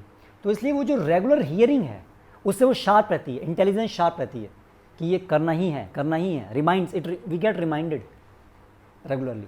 तो इसीलिए साधु संग में सुनना, ये जो प्रोसेस है ना, इसमें प्रोसेस में अपने आप सारी स्टेजेस हैं। If you just follow the process, everything will come automatically in line. तो सबसे पहले क्या कहा है? फर्स्ट साधु संग, उससे ही पहले है असत्संग त्याग, है ना। तो बाहर के लोगों से बिल्कुल काम से काम, जितना कम से कम में निपट सके उतना अच्छा, है ना। और अधिक से अधिक समय निकालना है साधु भक्तों के साथ में श्रवण कीर्तन के लिए। स्टेप नंबर 1 श्रवण, नियम की तरह से। जैसे हम जप के लिए नियम लिए, ऐसे ही नियम लेना है। ऐसा करेंगे तो धीरे धीरे उत्साह से किया, उसके बाद में और धैर्य अंडरस्टैंडिंग से आएगा कि ये सत्य है, होगा ही। टाइम लग रहा है बिकॉज ऑफ माई फॉल्ट, लेकिन निश्चित होगा, क्योंकि शास्त्र का वचन है। एग्जाम्पल्स हैं हंड्रेड्स एंड थाउजेंड्स, आज भी एग्जाम्पल्स हैं जो डिवोटीज बहुत अच्छे से प्रैक्टिस कर रहे हैं, they are much ahead of us. इसका मतलब इट इज़ वर्किंग, तो डाउट का कोई प्रश्न ही नहीं है। हाँ, अगर मुझे लेट हो रहा है तो इट इज़ बिकॉज ऑफ कि मैं अपने को प्रोसेस में अप्लाई नहीं कर रहा हूँ, और अप्लाई करने की जरूरत है, ठीक है। और अप्लाई कर भी रहा हूँ तो भी टेक्स टाइम, क्योंकि अशुद्धियाँ बहुत ज़्यादा हैं, ठीक है। धैर्य, निश्चयात, निश्चयात रियलाइजेशन से आता है। निश्चय जो दृढ़ता है वो रियलाइजेशन से आता है। रियलाइजेशन मतलब वही भगवान की सेवा में एक रुचि उत्पन्न होना। जैसे प्रभुपाद लिख रहे हैं कि जॉन्डिस व्यक्ति है ना, जैसे रूप गोस्वामी बताते हैं, श्यान कृष्ण नाम चरितादि सितापी पित्तोपतप्त रसनस्य न रोचिकानु, कि जैसे जॉन्डिस व्यक्ति है उसको स्वीट नहीं लगती है, लेकिन वो जो शुगर कैंडी है वो उसका ट्रीटमेंट है, उसको लेते रहना दवाई की तरह से। इच्छा नहीं करेगी, उसका मतलब कड़वी लगेगी, लेकिन दवाई है, लेना है, विवेक से समझ करके कि लेना ही है, दवाई है। तो ऐसे ही हमें क्या करना है, हम बीमार हैं ये समझना है, और ये दवाई है। तो इसलिए ये इंतज़ार नहीं करना है कि कब वो दिन आएगा जब मैं अपने आप रुचि होगी पढ़ने की तब पढ़ूंगा मैं, तब तो कभी नहीं आएगा वो दिन। बिना रुचि के आपको पढ़ना शुरू करना है, विवेक से समझते हुए कि ये रुचि उत्पन्न करेगा। ऐसा करने से धीरे धीरे धीरे धीरे अपने आप रुचि आएगी। तो वो जो निश्चय है, वो दृढ़ता जो है, वो प्रोसेस को अप्लाई करने से आएगी। हमारी जो श्रद्धा है, वो श्रद्धा का विकास जैसे जैसे होगा इस प्रोसेस को करने से, तो वो आएगा। तो इसलिए जो भी प्रोसेस है, यही जो स्टैंडर्ड प्रोसेस है, श्रवणम कीर्तनम, इस प्रोसेस को अप्लाई करना है अच्छे से। कई बार हम लोग एक्सटर्नली कर रहे हैं, जब कर रहे हैं, लेकिन ध्यानपूर्वक नहीं कर पा रहे हैं, प्रयास नहीं कर रहे हैं, वी आर नॉट फाइटिंग, है ना। एक बस चल रहा है तो फिर उसका इफेक्ट कम पड़ेगा, कम होगा। तो इसलिए quantity as well as quality, हम अपने को कितना अप्लाई कर रहे हैं प्रोसेस में, तो that degree we will attain these qualities, कि हमें निश्चय आएगा। तो प्रैक्टिकल टिप्स क्या हैं? प्रैक्टिकल टिप्स हैं कि हम प्रोसेस को अप्लाई करने के लिए और अधिक गंभीर बने, प्रोसेस को समझें क्या है, और वो डिफिकल्ट नहीं है समझना। श्रवणम कीर्तनम इज़ वेरी इजी। सत्संग के अंदर hearing, starting with hearing, then chanting, serving Krishna in many practical ways, जो भी प्रभुपाद ने बताया उस तरह से। सिंपल है, बहुत सिंपल है, केवल हमारा माइंड उसको अप्लाई नहीं करने देता है हमको, है ना, या टाइम नहीं है हमारे पास। सो जो भी कम से कम व्यर्थ का समय उसको हटाएं, जितना हो सके उतना टाइम हम निकाल पाएँ, और लाइफ को सिंप्लीफाई करें जिससे टाइम ज़्यादा मिले, है ना। भौतिकतावादी लोगों की तरह से बहुत बड़ा बनना है, वो करेंगे तो फिर भक्ति के लिए समय नहीं मिलेगा। सो ठीक है, जितना एक काम चल जाए, ठीक है, कंसंट्रेशन यहाँ हो, तो इस तरह से धीरे धीरे करेंगे तो आएगा निश्चय। एक प्रैक्टिकल मैं पूछना चाहता हूँ, हमने हमारा लाइफ जो है एकदम सिंपल बनाया। मैं मेरी बात नहीं कर रहा हूँ, भक्तों की बात कर रहा हूँ, उसमें मैं भी है। तो लाइफ सिंपल बनाने का प्रयत्न करते हैं पहले से। जब भक्ति में नहीं थे तभी भी लाइफ सिंपल था, अभी भी सिंपल लाइफ जितना हो सकता है उतना। अब मेरे लाइफ में या मेरे जो पूर्व कर्म है वो हिसाब से मुझे जो चाहिए, जितना चाहिए उतना, जैसे फॉर एग्जांपल इतनी गर्मी में मैं नहीं रह सकता, तो इसी इज मस्ट सो रखा हुआ है, ठीक है, लेकिन जैसे उसको भी सिंप्लीफाई करना चाहता हूँ और किया है लाइफ में। लेकिन ऐसे होता है प्रभु जी कि आपके घर वाले हैं, ठीक है, और आपके जो परिवार वाले हैं, उनका सब करते करते करते करते आपका लाइफ सिंपल है, लेकिन आपके साथ में जो है सारे, उनका लाइफ डिफिकल्ट हो रहा है। तो फिर क्या किया जाए? जैसे मेरा for example, I will take my example, my children they want to go for higher studies, okay, and उनको जाना है, उनको करना है, तो इससे मेरा जो स्ट्रेस लेवल है वो शायद बढ़ सकता है। तो ये परीक्षा में क्या किया जाए? मतलब आप ठीक है, आप सिंपल हो, ऐसे मैं स्पेसिफिकली इसका नहीं बोल रहा हूँ, लेकिन एक एग्जांपल दिया है कि अगर ऐसा हो रहा है तो उसको क्या किया जाए? मेरा रिस्पॉन्सिबिलिटी मैं छोड़ दूँ या क्या, कैसे देखा जाए उसको? या गृहस्थ भक्तों के लिए तो क्योंकि सब साथ में लेके चलना है, अकेले नहीं चल सकते हैं, तो इसीलिए it's not so easy, challenges हैं जैसा आपने बताया। भगवान देख रहे हैं कि हम अपना प्रयास बेस्ट कर रहे हैं कि नहीं कर रहे हैं, दैट्स द बॉटम लाइन। सो प्रयास उनको सेटिस्फाई कर, क्योंकि वो भी भक्त है आखिर तक, तो वो प्रयास जो हम लोग कर रहे हैं, वो प्रयास हम सही कर रहे हैं कि नहीं, वो भगवान देखेंगे। हाँ, भगवान ओवरऑल देखेंगे कि जो भी भक्ति के लिए अनुकूल है करने के लिए, वो प्रयास हम बेस्ट पॉसिबल कर रहे हैं कि नहीं कर रहे हैं। अभी जब परिवारजन हैं तो सबका अपना अलग अलग लेवल है कृष्ण कॉन्शियसनेस में, सबकी अलग अलग तीव्रता है, तो इसलिए संभव है कि अन्य जन जो हैं वो अभी उस लेवल पर नहीं हैं कि भक्ति में बहुत दृढ़ता रह पाएँ, उनकी अपनी इच्छाएं हैं। So that can be there. एक तो ये है कि जैसे आप देखिए ऋषभ देव बताते हैं भागवतम के अंदर 5th कैंटो के अंदर कि जो घर का मुखिया होता है उसका कार्य है शास्त्र के अनुसार जो ड्यूटीज़ हैं वो है उनको मेंटेन करना। It is not actually exactly उनकी इच्छाओं की पूर्ति करना। देयर इज़ अ डिफरेंस, क्योंकि इच्छाएं तो किसी कितनी भी हो सकती हैं, कुछ भी हो सकती हैं। That is not necessarily the responsibility. The responsibility is जो उनके लिए जीवन के लिए आवश्यकताएं हैं वो करना हमारा कर्तव्य है, वो है बॉटम लाइन, वो है कर्तव्य। इच्छाएं जो हैं, जस्ट इच्छाएं तो कुछ भी हो सकती हैं, उनको पूरे करने के लिए फिर भी हम बाध्य हो सकते हैं, डिपेंडिंग कि भाई वो लोग कितने उसके लिए दृढ़ हैं कि हमें तो चाहिए ही चाहिए इत्यादि इत्यादि। तो वो एक अलग उसमें आ जाएगा, but that is not exactly in the framework of your responsibilities. Responsibility तो जो उनके मेंटेनेंस के ज़रूरी है, दैट इज़ आवर रेस्पॉन्सिबिलिटी, है ना। सो वो तो हमें करना ही चाहिए। उसके बियॉन्ड जो है दैट इज़ बेस्ड कि कितना हम उनको समझा पाएँ, अंडरस्टैंडिंग कितनी बन रही है, क्या हो रहा है, उसके हिसाब से एडजस्ट करना पड़ेगा। लेकिन कर्तव्य तो ये ज़रूर है, इतना तो करना ही चाहिए, ये तो बेसिक है, ये तो करना ही चाहिए। और अगर परिस्थितियाँ फिर जैसी भी हैं, जितना भी हम समझा पा रहे हैं, जो भी इतना वो समझ पा रहे हैं, क्योंकि उनका भी अपना हर एक का अलग अलग प्रगति का पेस है। सो एट द एंड अगर ऐसी व्यवस्था है, जो भी एक लेवल आपका हो गया, जैसे I am try my best, that is the level, उसके अंतर्गत रह करके जो भी हम कर पाते हैं वो करते रहना चाहिए। And that Krishna is seeing that you are doing your best possible. शास्त्र की दृष्टि से जो आपका कर्तव्य था वो आप कर रहे हैं, और उसके अंतर्गत रहते हुए आप भक्ति जो कर रहे हैं, then Krishna will accept that. ये मैंने और भी कहीं सुना था, तो एक रिकन्फर्मेशन होगी, but you said I can reconcile with that statement, almost 99.99% confirm. दूसरी ये बात है प्रभु जी कि हम लोग जो भक्त लोग हैं, हमारी दीक्षा हो जाती है पहली, और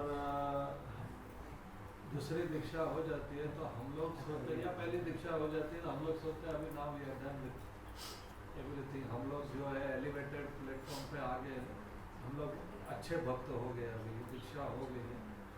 और ये जो काम, क्रोध, लोभ, मोह, ये मत्सर्य है, ये सारा जो है अभी भी है, लेकिन we behave as if we have now become, we are at a certain level। तो इसको कैसे हम लोग अपने, जैसे ह्यूमिलिटी प्रभुपाद बताते हैं हमेशा, that is the best quality one can have. तो ह्यूमिलिटी कैसे रखें हम लोग, और भक्ति में कैसे बढ़े, आगे बढ़े। ये सारी को जो काम, क्रोध, लोभ, मोह है, ये तो है ही है अभी भी, तो इसके साथ में लेके चलते हुए कैसे भक्ति में प्रगति करें।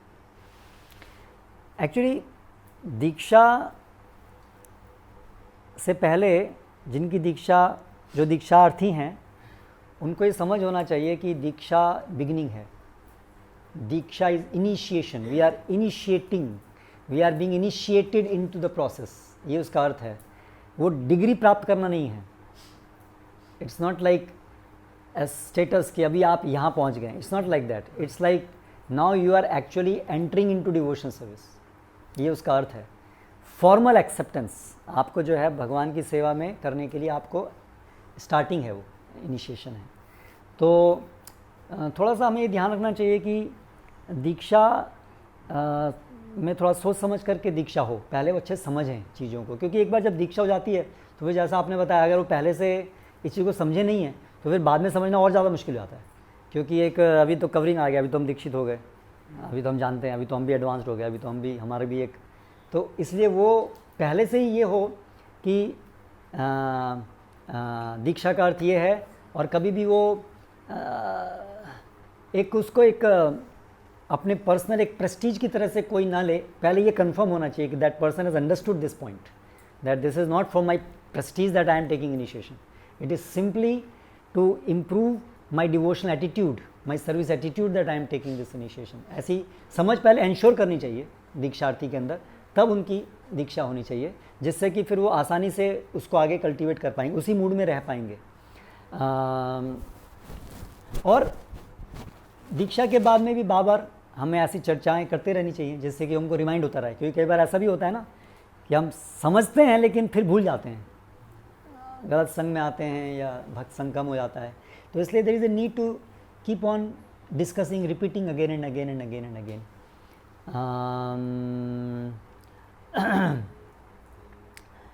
और काम, क्रोध, लोभ, मोह, मद, मत्सर, अनर्थ निवृत्ति, ये स्टेजेस हैं कि आदव, श्रद्धा, साधु संग, भजन क्रिया, अनर्थ निवृत्ति।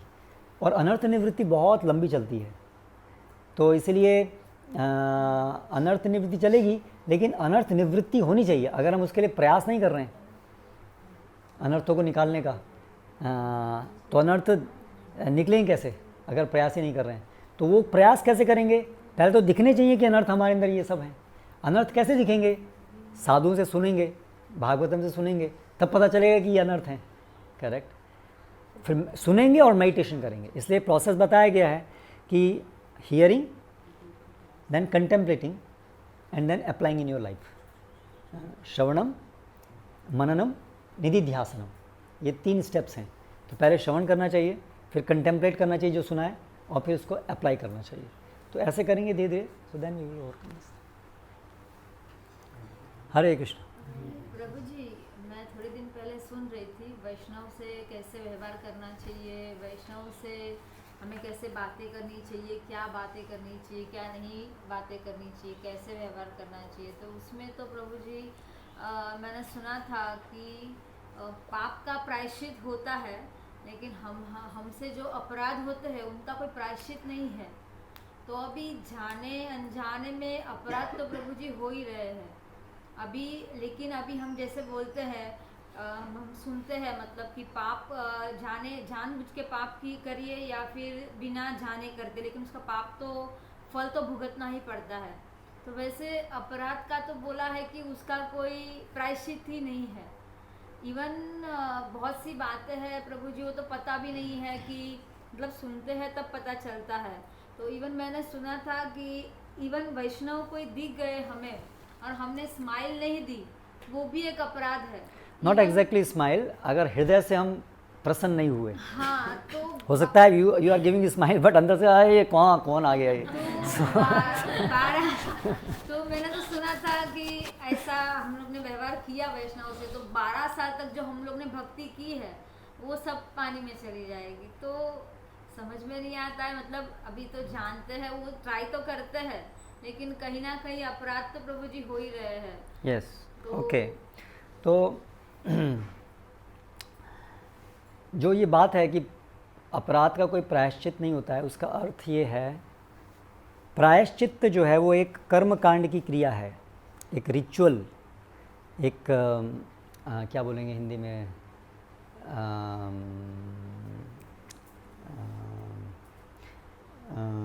वैदिक प्रक्रिया, जिसके द्वारा कर्म कोई अगर पाप करता है तो उसका प्रायश्चित करने से, यानी कि एक प्रकार की क्रिया करने से उसका निराकरण हो जाता है, उसको प्रायश्चित कहते हैं। तो जब भक्ति के अंदर भक्तों को, भक्त पहल तो पाप करने की उनकी वृत्ति नहीं होती है, उसको ही भक्त कहते हैं। लेकिन अगर उसके पिछली जो आदतें हैं उसके प्रभाव से यदि वो कोई पाप कर बैठता है, प्रयास कर रहा है न करने का लेकिन फिर भी कर बैठता है, तो फिर उसको वो कर्मकांड की क्रियाओं को करने की ज़रूरत नहीं है, प्रायश्चित करने की ज़रूरत नहीं, वो बताया गया है वहाँ पर। ऐसा नहीं कि इसका कोई प्रायश्चित नहीं है, मतलब कि अभी आपने किया तो गए, दैट्स ऑल फिनिश्ड, उसका ये अर्थ नहीं है।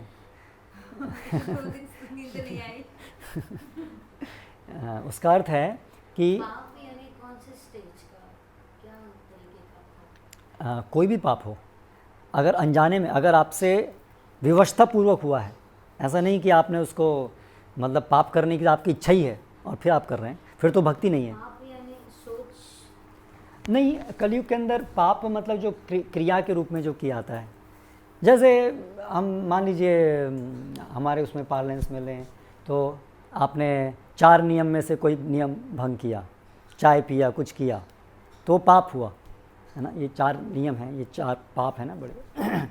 तो इस प्रकार से ये पाप कैटेगरी में आता है। अपराध किसे कहते हैं? जो भगवान और भगवान के भक्तों भक्तों का असम्मान हम करते हैं, द्वेष करते हैं उनसे, उससे भगवान सीधे पर्सनली व्यक्तिगत रूप से अप्रसन्न होते हैं, उसको अपराध कहते हैं। पाप होता है जो ऐसी गलतियाँ जो हमारे शरीर और मन को प्रभावित करती हैं। अपराध वो चीज़ें हैं जो आत्मा को प्रभावित करती हैं। इसलिए जो भक्ति संबंधित जो चीज़ें हैं उसमें अगर हम कुछ गलती करते हैं तो उसको अपराध कहते हैं, क्योंकि वो भगवान व्यक्तिगत रूप से उसको अप्रसन्न होते हैं, है ना। जैसे आपने सफाई के नियम पालन नहीं किए तो उससे आपको पाप लगेगा, अपराध नहीं लगेगा। लेकिन अगर आपने जैसे अर्च विग्रह है, उनकी आपने सेवा में त्रुटि की तो वो अपराध कहलाएगा, सेवा अपराध कहते हैं उसको। वो पर्सनल है, व्यक्तिगत है, तो ये अपराध होते हैं, पाप होते हैं। तो आपके कोई भी अगर पाप हुआ है या अपराध हुआ है, पहले तो पाप हुआ है तो उसके लिए प्रायश्चित करने की ज़रूरत नहीं होती है, जैसे कि अभक्तों को ज़रूरत होती है। अगर अभक्तों से मान लीजिए कोई अतिथि आया, आपने उसको पानी नहीं पूछा, आपने उसको खाना नहीं दिया, तो आपसे पाप हो गया। ऐसे शास्त्रों के अंदर सब बहुत सारे नियम हैं। तो अपराध हो गया, पाप हो गया, तो उसका प्रायश्चित करना होगा, है ना। आपसे कोई हत्या हो गई, कोई चींटी है, कोई भी कुछ भी है, जानबूझकर आपने कुछ, वो भी एक पाप होता है, तो उसका प्रायश्चित करते हैं, है ना। तो इसलिए एक भक्त के जीवन में भक्त पहले तो पाप करता नहीं है, अगर अनजाने में हो जाता है तो उसको वो प्रायश्चित करने की ज़रूरत नहीं है, ये कहा गया है ना। ठीक है, अभी अनजाने में पाप हो गया या अपराध हो गया भगवान का, तो क्या करना चाहिए? तो उसको ग्लानि होनी चाहिए पहले तो, कि ये मैंने गलत किया, है ना। ग्लानि होनी चाहिए और उसे भगवान से क्षमा मांगनी चाहिए, या किसी भक्त के प्रति अपराध हुआ तो भक्त से क्षमा मांगनी चाहिए, है ना। तो फिर वो भक्त उसको क्षमा कर देंगे। और भक्त तो हमेशा ऐसे नहीं है कि मन में ग्रज लेके रखते हैं, है ना। सो वो तो अपराध लेते भी नहीं है, क्षमा करने की बात तो दूर है। लेकिन हमारी तरफ से प्रयास होना चाहिए कि हम किसी का अपराध ना करें, और अपराध ना करें उसके लिए क्या करना चाहिए? हमेशा भक्तों की सेवा करने का प्रयास करना चाहिए। ऐसा नहीं डर करें कि मुझसे अपराध तो नहीं जाए, कहीं मुझसे अपराध नहीं जाए, मैं कुछ नहीं, घर से बाहर नहीं निकलेंगे, हम कहीं मंदिर नहीं जाएंगे, कुछ नहीं करेंगे, कहीं अपराध नहीं हो जाए। तो ऐसा करने से जो अपराध बुद्धि है वो ख़त्म नहीं होगी, है ना। लेकिन सेवा करनी है, मिलना है, लेकिन सेवा करनी, सेवा करने से अपराध बुद्धि खत्म होगी। ठीक है, तो अगर अपराध हो भी गया अनजाने में, तो आप अलग अलग अपराधों के अलग अलग तरीके हैं। एसेंस ये है क्षमा मांगना है, और आगे से उसे नहीं करना है, पूरा प्रयास करना है कि नहीं करें, उससे वो सब अपराधों का वो सब समाप्त हो जाएगा। ऐसा नहीं है कि आपने कर दिया तो अभी आपकी भक्ति जो भी आपने किया, ऐसा नहीं है, ऐसा मिसकंसेप्शन। इसमें थोड़ा ऐड करना चाहता हूँ, जो मैंने सुना है, तो you can confirm whether it's in the same line. पहले तो जो अपराध करता है, अपराध मतलब मैं ये समझ रहा हूँ कि वो भक्तों के प्रति बात कर रहे हैं, not towards the deity probably. So अगर भक्तों के प्रति अगर अपराध हो रहा है, तो पहले तो ये देखना है कि आपने जो है जानबूझकर किया है, आप करना चाहते हो इसीलिए अपराध किया है, तो वो अपराध गिना जाएगा। लेकिन अगर मेरा मन में नहीं है कि अपराध करूँ, और अनजाने में अगर कुछ बोल दिया या कुछ कर लिया, और उससे अगर सामने वाले को अपराध लगता है, तो वो अपराध मेरे लिए नहीं है, जैसे मैंने सुना है। दूसरी बात यह है कि उन्होंने बोला कि अपराध का कोई निवारण नहीं है, जैसे पाप का निवारण है, लेकिन अपराध का, वो भी आपने जैसे बोला कि अगर अपराध हो गया है तो क्षमा मांगे अगर भक्तों से, तो वो हो सकता है। और राधानाथ स्वामी यहाँ बोलते हैं कि जिसके पास क्षमा मांगने गए आप, अगर उसने नहीं दिया तो उसको पाप लगता है। तो जैसे आपने भी बताया कि क्षमा मांगने अगर कोई जाता है और हम लोग अगर क्षमा नहीं करते हैं, तो वो भी भक्त है, वो क्षमाशील होना चाहिए हर वक्त। सो ये भी बात उसमें आती है कि जो भक्त है उसको क्षमा कर देना चाहिए। सो ये 2-3 बातें हैं। या पहले आपने जो बताया था वो क्या पॉइंट था इससे पहले वाला? जस्ट आई फॉरगॉट कि जो आपका जो हाँ, अपराध अगर कोई दूसरा आपके मन में नहीं है लेकिन दूसरा उसको ले ले, तो फिर वो अपराध नहीं गिनाता है। उसमें ऐसा है, जैसे आप देखिए एक वृत्तांत है कि रूप गोस्वामी एक बार लीला का स्मरण कर रहे थे और एक ब्रजवासी वहाँ से जा रहे थे, तो वो लीला स्मरण कर रहे थे और वो हंस दिए लीला के अंदर, और वो जो ब्रजवासी था वो कुछ लंगड़े थे, कुछ ऐसे थे, तो उनको लगा कि मेरे लिए हंस रहा है, तो उनका वो लीला स्मरण भंग हो गया और ढूंढने लगे कि ये किस कैसे हुआ, किसी न किसी मेरे से कहीं अनजाने में अपराध हो गया। इसलिए ये भी एक टर्म है, अनजाने में अपराध होना। तो इसलिए अगर कोई भी भक्त जो है वो हम नहीं चाह रहे थे लेकिन उसको एक ऐसा गलत हो गया तो भी वो एक हमें प्रभावित कर सकता है। इसलिए भक्त देखिए जब अंतिम समय उनका आता है तो भक्त जो हैं माफ़ी मांगते हैं इन जनरल कि जाने अनजाने मुझसे कुछ हुआ तो मुझे माफ़ कीजिएगा। तो इसलिए अनजाने में भी ऐसा हो सकता है लेकिन उसकी ग्रेविटी अलग होगी। जो जानबूझ करके किया है वो बहुत बड़ा होगा, अनजाने में किया है तो उसकी ग्रेविटी कम होगी। दूसरा, जैसा आपने कहा कि अपराध जो है मुख्य रूप से उसका बीज है, अगर हमारे मन के अंदर दूसरे के प्रति ईर्ष्या द्वेष है तो उससे अपराध बनता है। अगर हम किसी भक्त के कल्याण के लिए या अन्य भक्तों के कल्याण के लिए यदि हम कोई चीज़ को इंगित कर रहे हैं और वो सही है, गलत नहीं है, तो फिर वो अपराध नहीं बनता है। तो इसलिए वो चीज़ भी समझनी ज़रूरी है कि अपराध कब बनता है। एक पिता बच्चे को सही करेगा ही, सही नहीं करेगा तो अपराध लगेगा। एक गुरु है वो अपने शिष्य को, उसको कर्तव्य है कि वो उसको बताए कि ये गलत कर रहे हो, अगर वो नहीं करेगा तो अपराध करेगा। तो इसलिए ऐसा नहीं है कि हमें कभी किसी को कुछ नहीं बोल सकते हैं, कुछ नहीं, ऐसा नहीं है। जो बोल रहे हैं वो सही होना चाहिए। दूसरी चीज़ कि ईर्ष्या द्वेष से नहीं होना चाहिए, वो दूसरे के हित के लिए या अन्यों के हित के लिए होना चाहिए, ये नहीं चाहिए। और थोड़ा मर्यादा का ध्यान रखना चाहिए। अगर हमसे कोई बहुत वरिष्ठ हैं तो अगर हम देख भी रहे हैं कि कुछ गलती है तो उसका एक सही तरीका होता है कैसे उसको करें। हम डायरेक्टली जा कर के ना बोलें, हम किसी अन्य वरिष्ठ भक्त को उसको इंगित करें यदि वो ऐसी चीज़ है। ये सब कुछ ये बारीकियाँ हैं लाइक दैट।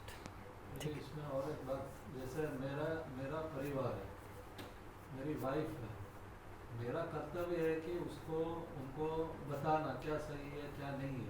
अगर मैं नहीं करता हूँ तो मेरे अगेंस्ट में जा सकते हैं। यस। सिमिलरली आपने जो रूप गोस्वामी का उदाहरण दिया, तो शास्त्र में उदाहरण है शिव जी का और पार्वती के। हाँ, चंद्र ये दक्ष।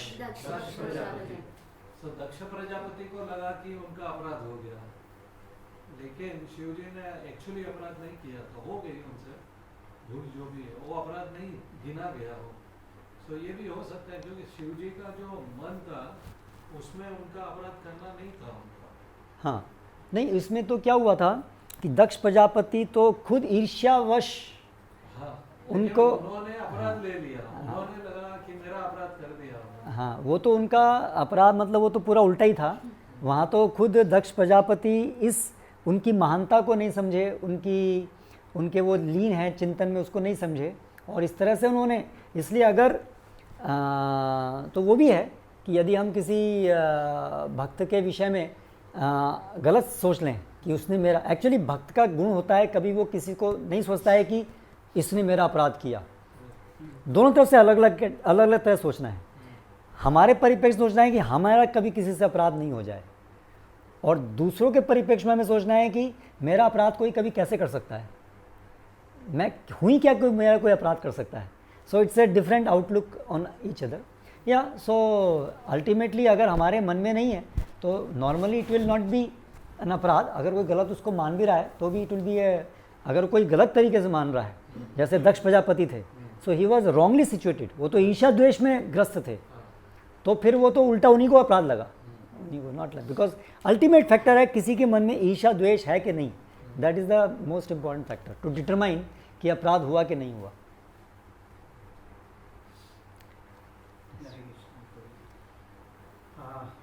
जैसे आपने बताया वेद व्यास जी ने सभी पुराणों की रचना की, तो प्रभु जी बहुत लोग का क्वेश्चन होता है, बहुत बार मेरे माइंड में भी घूमता है, जैसे कि शिव पुराण है, एक पुराण है शिव पुराण, गरुड़ पुराण है। तो शिव पुराण में बताया गया है कि शिव जी भगवान है, शिव जी परम परमेश्वर है।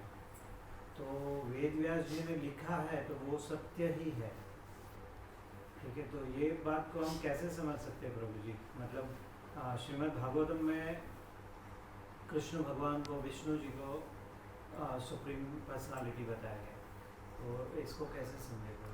तो जो 18 पुराण हैं वो 3 गुण के लोगों के लिए लिखे गए हैं, सात्विक लोगों के लिए, राजसिक लोगों के लिए, तामसिक लोगों के लिए। तो इसलिए शास्त्रों में अथॉरिटी का स्तर है अलग अलग। सभी शास्त्र एक ही अथॉरिटी के लेवल के नहीं हैं, क्योंकि शास्त्र जो हैं कल्पतरु की तरह से हैं, अलग अलग लोगों को उनके स्तर से ऊंचा उठाने के लिए हैं। तो इसलिए जैसे भगवान बताते हैं खुद भगवद गीता में, यो यो याम याम तनु भक्ता श्रद्धया अर्चितुम इच्छति तस्य तस्याम अचलाम श्रद्धा तामेव विददाम्यहम्। जो जिस देवता की पूजा करने की इच्छा करता है, मैं उसके हृदय में उस देवता के प्रति श्रद्धा उत्पन्न करता हूँ। तो यहाँ तो कृष्ण खुद बोल रहे हैं कि आप मेरी शरण में आओ, और वही कृष्ण एक पर्टिकुलर देवता के बारे में श्रद्धा भी वही पैदा करते हैं। सो इसी कृष्ण को कैसे कैसे काम करने पड़ते हैं, क्योंकि उनको हर एक व्यक्ति को उसके स्तर से उठाना है। सो इट में अपीयर कॉन्ट्रडिक्टरी ना, कि कृष्ण एक तरफ तो ये कह रहे हैं, एक तरफ ये कर रहे हैं, but why it is necessary? क्योंकि लोग जो उस स्तर पे बहुत अटैच्ड हैं, उनके लिए वो उस स्तर की नॉलेज चाहिए, उस स्तर का कई बार इवन रॉन्ग नॉलेज भी देना पड़ता है, क्योंकि उनकी श्रद्धा उसी स्तर की है। जैसे शास्त्रों में बताया है कि यस आप ये चाहते हैं तो आप ये कीजिए, है ना, और दूसरे बताया कंडेम किया उस चीज़ को, तो कॉन्ट्रडिक्टरी लगेगा। लेकिन क्यों? क्योंकि वो उस प्रकार के लोगों को उठाने के लिए है। तो इसलिए अल्टीमेटली शास्त्र का उद्देश्य एक ही है, कम टू कृष्णा सर्वधर्मान् परित्यज्य। लेकिन जो लोग बहुत निम्न स्तर पे हैं, उनके लिए तामसिक राजसिक स्तर के पुराण भी हैं, जहाँ पर उनके पर्टिकुलर सब्जेक्ट, उनकी पर्टिकुलर आस्था को बढ़ाने के लिए ऐसे वचन आते हैं कि सबसे बड़े हैं, ये सबसे बड़े हैं, ये सबसे बड़े हैं। एक्चुअली वहाँ पर भी उसकी गहराई में जाएंगे तो वो कॉन्ट्रडिक्शन नहीं है। सबसे बड़े हैं आपके परिप्रेक्ष्य में, मटेरियल वर्ल्ड के परिप्रेक्ष्य में। Yes, Shiva ji is the greatest, but from which perspective? From the perspective of the material world. इस भौतिक जगत के परिप्रेक्ष्य में है, वो परमेश्वर हैं, उसमें गलती नहीं है उस स्टेटमेंट में। लेकिन वहाँ पर तुलनात्मक अगर हम देखेंगे शास्त्रों के सभी वचनों को मिला करके, तो हमें पता चलेगा कि वास्तव में भगवान कृष्ण से बलराम और कैसे एक के बाद एक आते हैं। और जब इस भौतिक जगत में आते हैं तो फिर यहाँ पर शिव जी का एक बहुत बड़ा रोल है ना, that is there, but that is not भगवान के उस कंपेरिजन में। अभी शास्त्रों में फिर ऐसा भी दिखेगा, लाइक रामेश्वरम में भगवान गए और वहाँ पर शिव जी की पूजा कर रहे हैं। सो अभी दिस कैन बी कन्फ्यूजिंग। इसलिए शास्त्रों को समझना कैसे है? तद्विधि प्रणिपातेन परिप्रश्नेन सेवया। गुरु की शरण में जाकर के शास्त्रों को पढ़ना है, सीखना है, ना कि गीता प्रेस जाकर के, बुक स्टॉल पे जाकर के अलग अलग पुराण खरीद करके और उनको स्टडी करके कंफ्यूज हो जाएंगे हम। क्योंकि पुराणों को पढ़ने का, शास्त्रों को समझने का तरीका नहीं है इंडिपेंडेंट स्टडी करना। तो जब हम गुरु के मार्गदर्शन में पढ़ते हैं तब हम उसके पर्पस को समझ पाते हैं, कॉन्टेक्स्ट को समझ पाते हैं कि यहाँ कॉन्टेक्स्ट क्या है कि कृष्णा इज एस्टैब्लिशिंग, भगवान राम इस्टेब्लिश कर रहे हैं कि भगवान राम यहाँ पर हर मनुष्य के लिए कर्तव्य क्या है वो स्थापित कर रहे हैं। तो बता रहे हैं कि कैसे Shiv ji he is a worshipable person, so we should worship Shiv ji, he is establishing that thing. यहाँ पर उसका कॉन्टेक्स्ट नहीं है कि राम बड़े हैं कि शिव बड़े हैं, that is not the context there, context is different. तो इसलिए ये सब चीज़ें, एक अच्छा जो पारंगत व्यक्ति है गुरु, वो इन सब चीज़ों को, गहराई को जानता है। इसलिए कन्फ्यूजन इसलिए हो रहा है क्योंकि लोग इंडिपेंडेंट स्टडी कर रहे हैं, वास्तविक गुरु की शरण में जाके नहीं कर रहे हैं। अगर वास्तविक गुरु की शरण में जाएंगे तो हम समझेंगे कि कोई कॉन्ट्रडिक्शन नहीं है, वो केवल अलग अलग कॉन्टेक्स्ट की बात है और अलग अलग स्तर के लोगों का अलग अलग ज्ञान है। चलिए स्टॉप है। हरे कृष्ण। हरे प्रश्न जी, वेलकम, क्वेश्चंस आर वेलकम। मतलब में जो भी व्यक्ति जहाँ पे भी जाना चाहता है, मतलब में हम लोग इंडिया से गाना आते, गाना से इंडिया जाते हैं, तो बीच में कुछ भी एक्सीडेंट हो जाता है, उसके बाद में जो आत्मा रहती है, ऐसे बोलते कि भटकती रहती है वो आत्मा। और हमने अभय चरणा जो मूवी है ना, उसमें भी देखा था कि प्रभुपाद ने वो वहाँ पे जाके, जो घर में रह रही थी वहाँ पे जाके उसने चैंटिंग भी चालू कर दिया था और पढ़ने का भी चालू कर दिया था। तो तो उसका क्या होता है? उसका क्या होता है? जो आत्मा जो भटक रही है, रहती है, उसका क्या होता है? हाँ, ओके, तो पहले तो जो भटकती आत्मा उसको भूत योनि बोलते हैं, भूत प्रेत योनि। वो भी एक योनि है जिसमें कि स्थूल शरीर नहीं मिला, केवल आत्मा सूक्ष्म शरीर के साथ में रह गई। तो वो बहुत ही मिजरेबल कंडीशन है, बहुत ही कष्टदायक स्थिति है वो, क्योंकि व्यक्ति के पास शरीर नहीं, इंद्रियां नहीं, इच्छाएं हैं। तो वो किसको प्राप्त होती है? जो पाप करते हैं उनको वो प्राप्त होती है। ये उसका सेंट्रल पॉइंट है। जिनका जीवन बहुत पाप में होता है, चाहे भले ही वो एक्सीडेंट में नहीं मरे, कोई तो मतलब एक्सीडेंट भी हुआ है तो भी बच जाता है। हाँ, नहीं एक्सीडेंट भी हुआ है, लेकिन अगर कोई व्यक्ति पाप में नहीं है तो ऐसा नहीं है कि वो भूत बनेगा।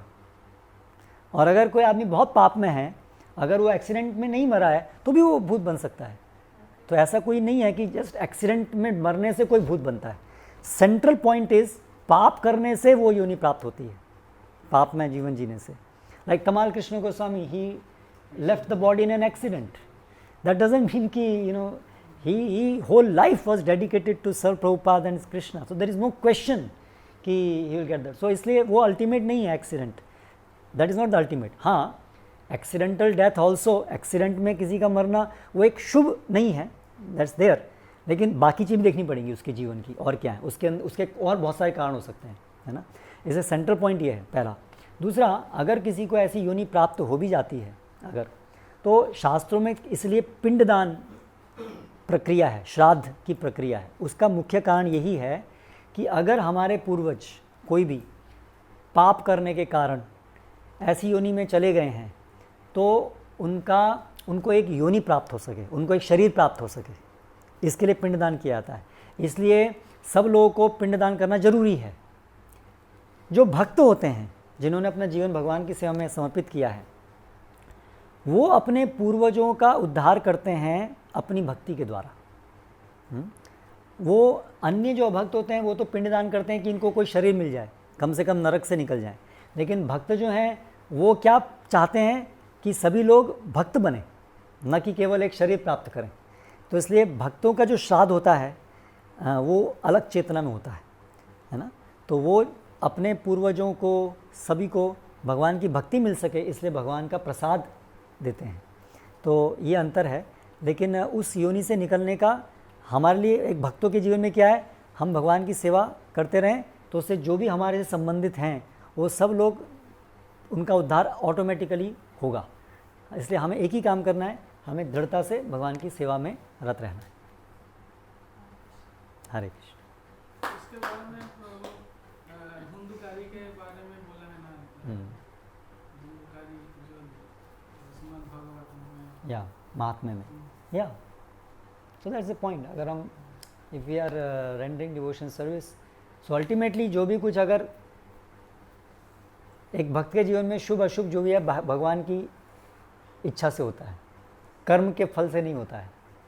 तो इसलिए अगर हम रियली भक्त हैं, केवल बस तिलक कर लिया और कंठी पहन लिया, इसलिए ऐसे करने से ही भक्त नहीं बनते हैं। भक्त मतलब श्रद्धा कम से कम जिनके अंदर है पूरी, कि कृष्ण भगवान हैं, हम उनके दास हैं, और वो अपनी पूरी सिंसियरली, निष्कपटता से सेवा करने का प्रयास कर रहे हैं। ठीक है, अनर्थ भी उनके अंदर हो सकते हैं, वो डिस्क्वालीफाई नहीं करता है ना, लेकिन गंभीरता, निष्कपटता होनी चाहिए।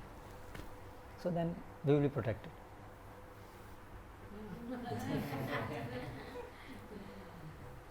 मैंने ऐसा सुना है कि जब कोई मरता है तब विष्णुदूत और यमदूत आते हैं। और यमदूत जो मैंने ऐसा सुना है कि अगर यमदूत लेने आए और उसके गले में कंठी देखी तो वो लेकर नहीं जाते।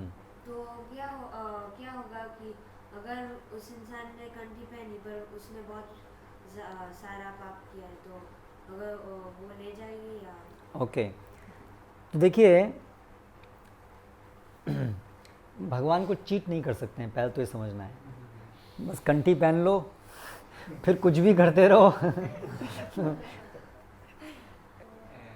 अल्टीमेटली ये सब चीज़ें जो हैं, कंठी पहनना मतलब उसका मतलब है जो व्यक्ति अभी भगवान का भक्ति का प्रयास कर रहा है उसी को ही कंठी पहननी चाहिए। कंठी ऐसा, अगर हम ऐसा पहनेंगे, अच्छा कंठी पहनने से ऐसा होता है, चलो कंठी पहन लेते हैं, फिर पाप करते रहते हैं। देन कृष्णा अच्छा मुझे मूर्ख बनाता है, ठीक है। So we can not be fool Krishna, that is one thing. इसलिए ये सब चीज़ें दी हुई है, ये हमें ट्रिक करने के लिए नहीं दी हुई हैं कि we will trick Krishna now, ठीक है। अच्छा हमको पता चल गया अभी कृष्ण को ट्रिक करेंगे। कृष्णा छलियों के छलियाँ हैं फिर ना, he is the greatest cheat. If you will try to cheat Krishna, he will cheat you like anything. तो पहले कभी भी ये मेंटालिटी नहीं होनी चाहिए कि हम चीज़ों को पता कर लेंगे और उसको मिसयूज़ करेंगे। जो चीज़ें दी गई हैं वो इसलिए दी गई हैं हमें समझाने के लिए कि अगर कोई व्यक्ति भक्ति कर रहा है ना, तो अगर उसके पूर्व जन्म में कुछ पाप भी उसने किया है और यमदूत उसकी वजह से आते भी हैं, तो भी दे हैव नो, तो भी उनका अधिकार नहीं है कि वो उसको ले जा पाएँ, जैसा कि अजामिल के वृत्तांत में हुआ है ना। तो अजामिल जो है वो बहुत सारे पाप कर्म उसने किए थे, लेकिन उसने तो अनजाने में भगवान की भक्ति कर ली थी। उसकी वजह से भी क्या हुआ, यमदूत भी आए लेने के लिए और विष्णुदूत भी पहुंच गए। हाँ, विष्णु ने कहा कि आपको पता ही नहीं है सिद्धांत क्या है धर्म का, क्योंकि इसने भगवान का नाम लिया है अनजाने में, ये नहीं सोच करके कि नाम भी लूँगा पाप भी करूँगा, ऐसा करके नहीं, उसको वो नहीं चलेगा।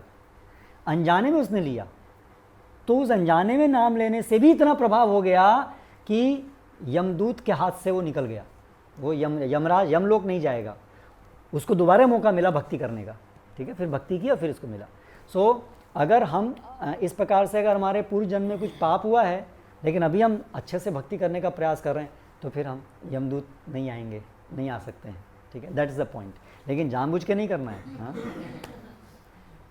ओके, हरे कृष्ण। प्रभुपाद की जय।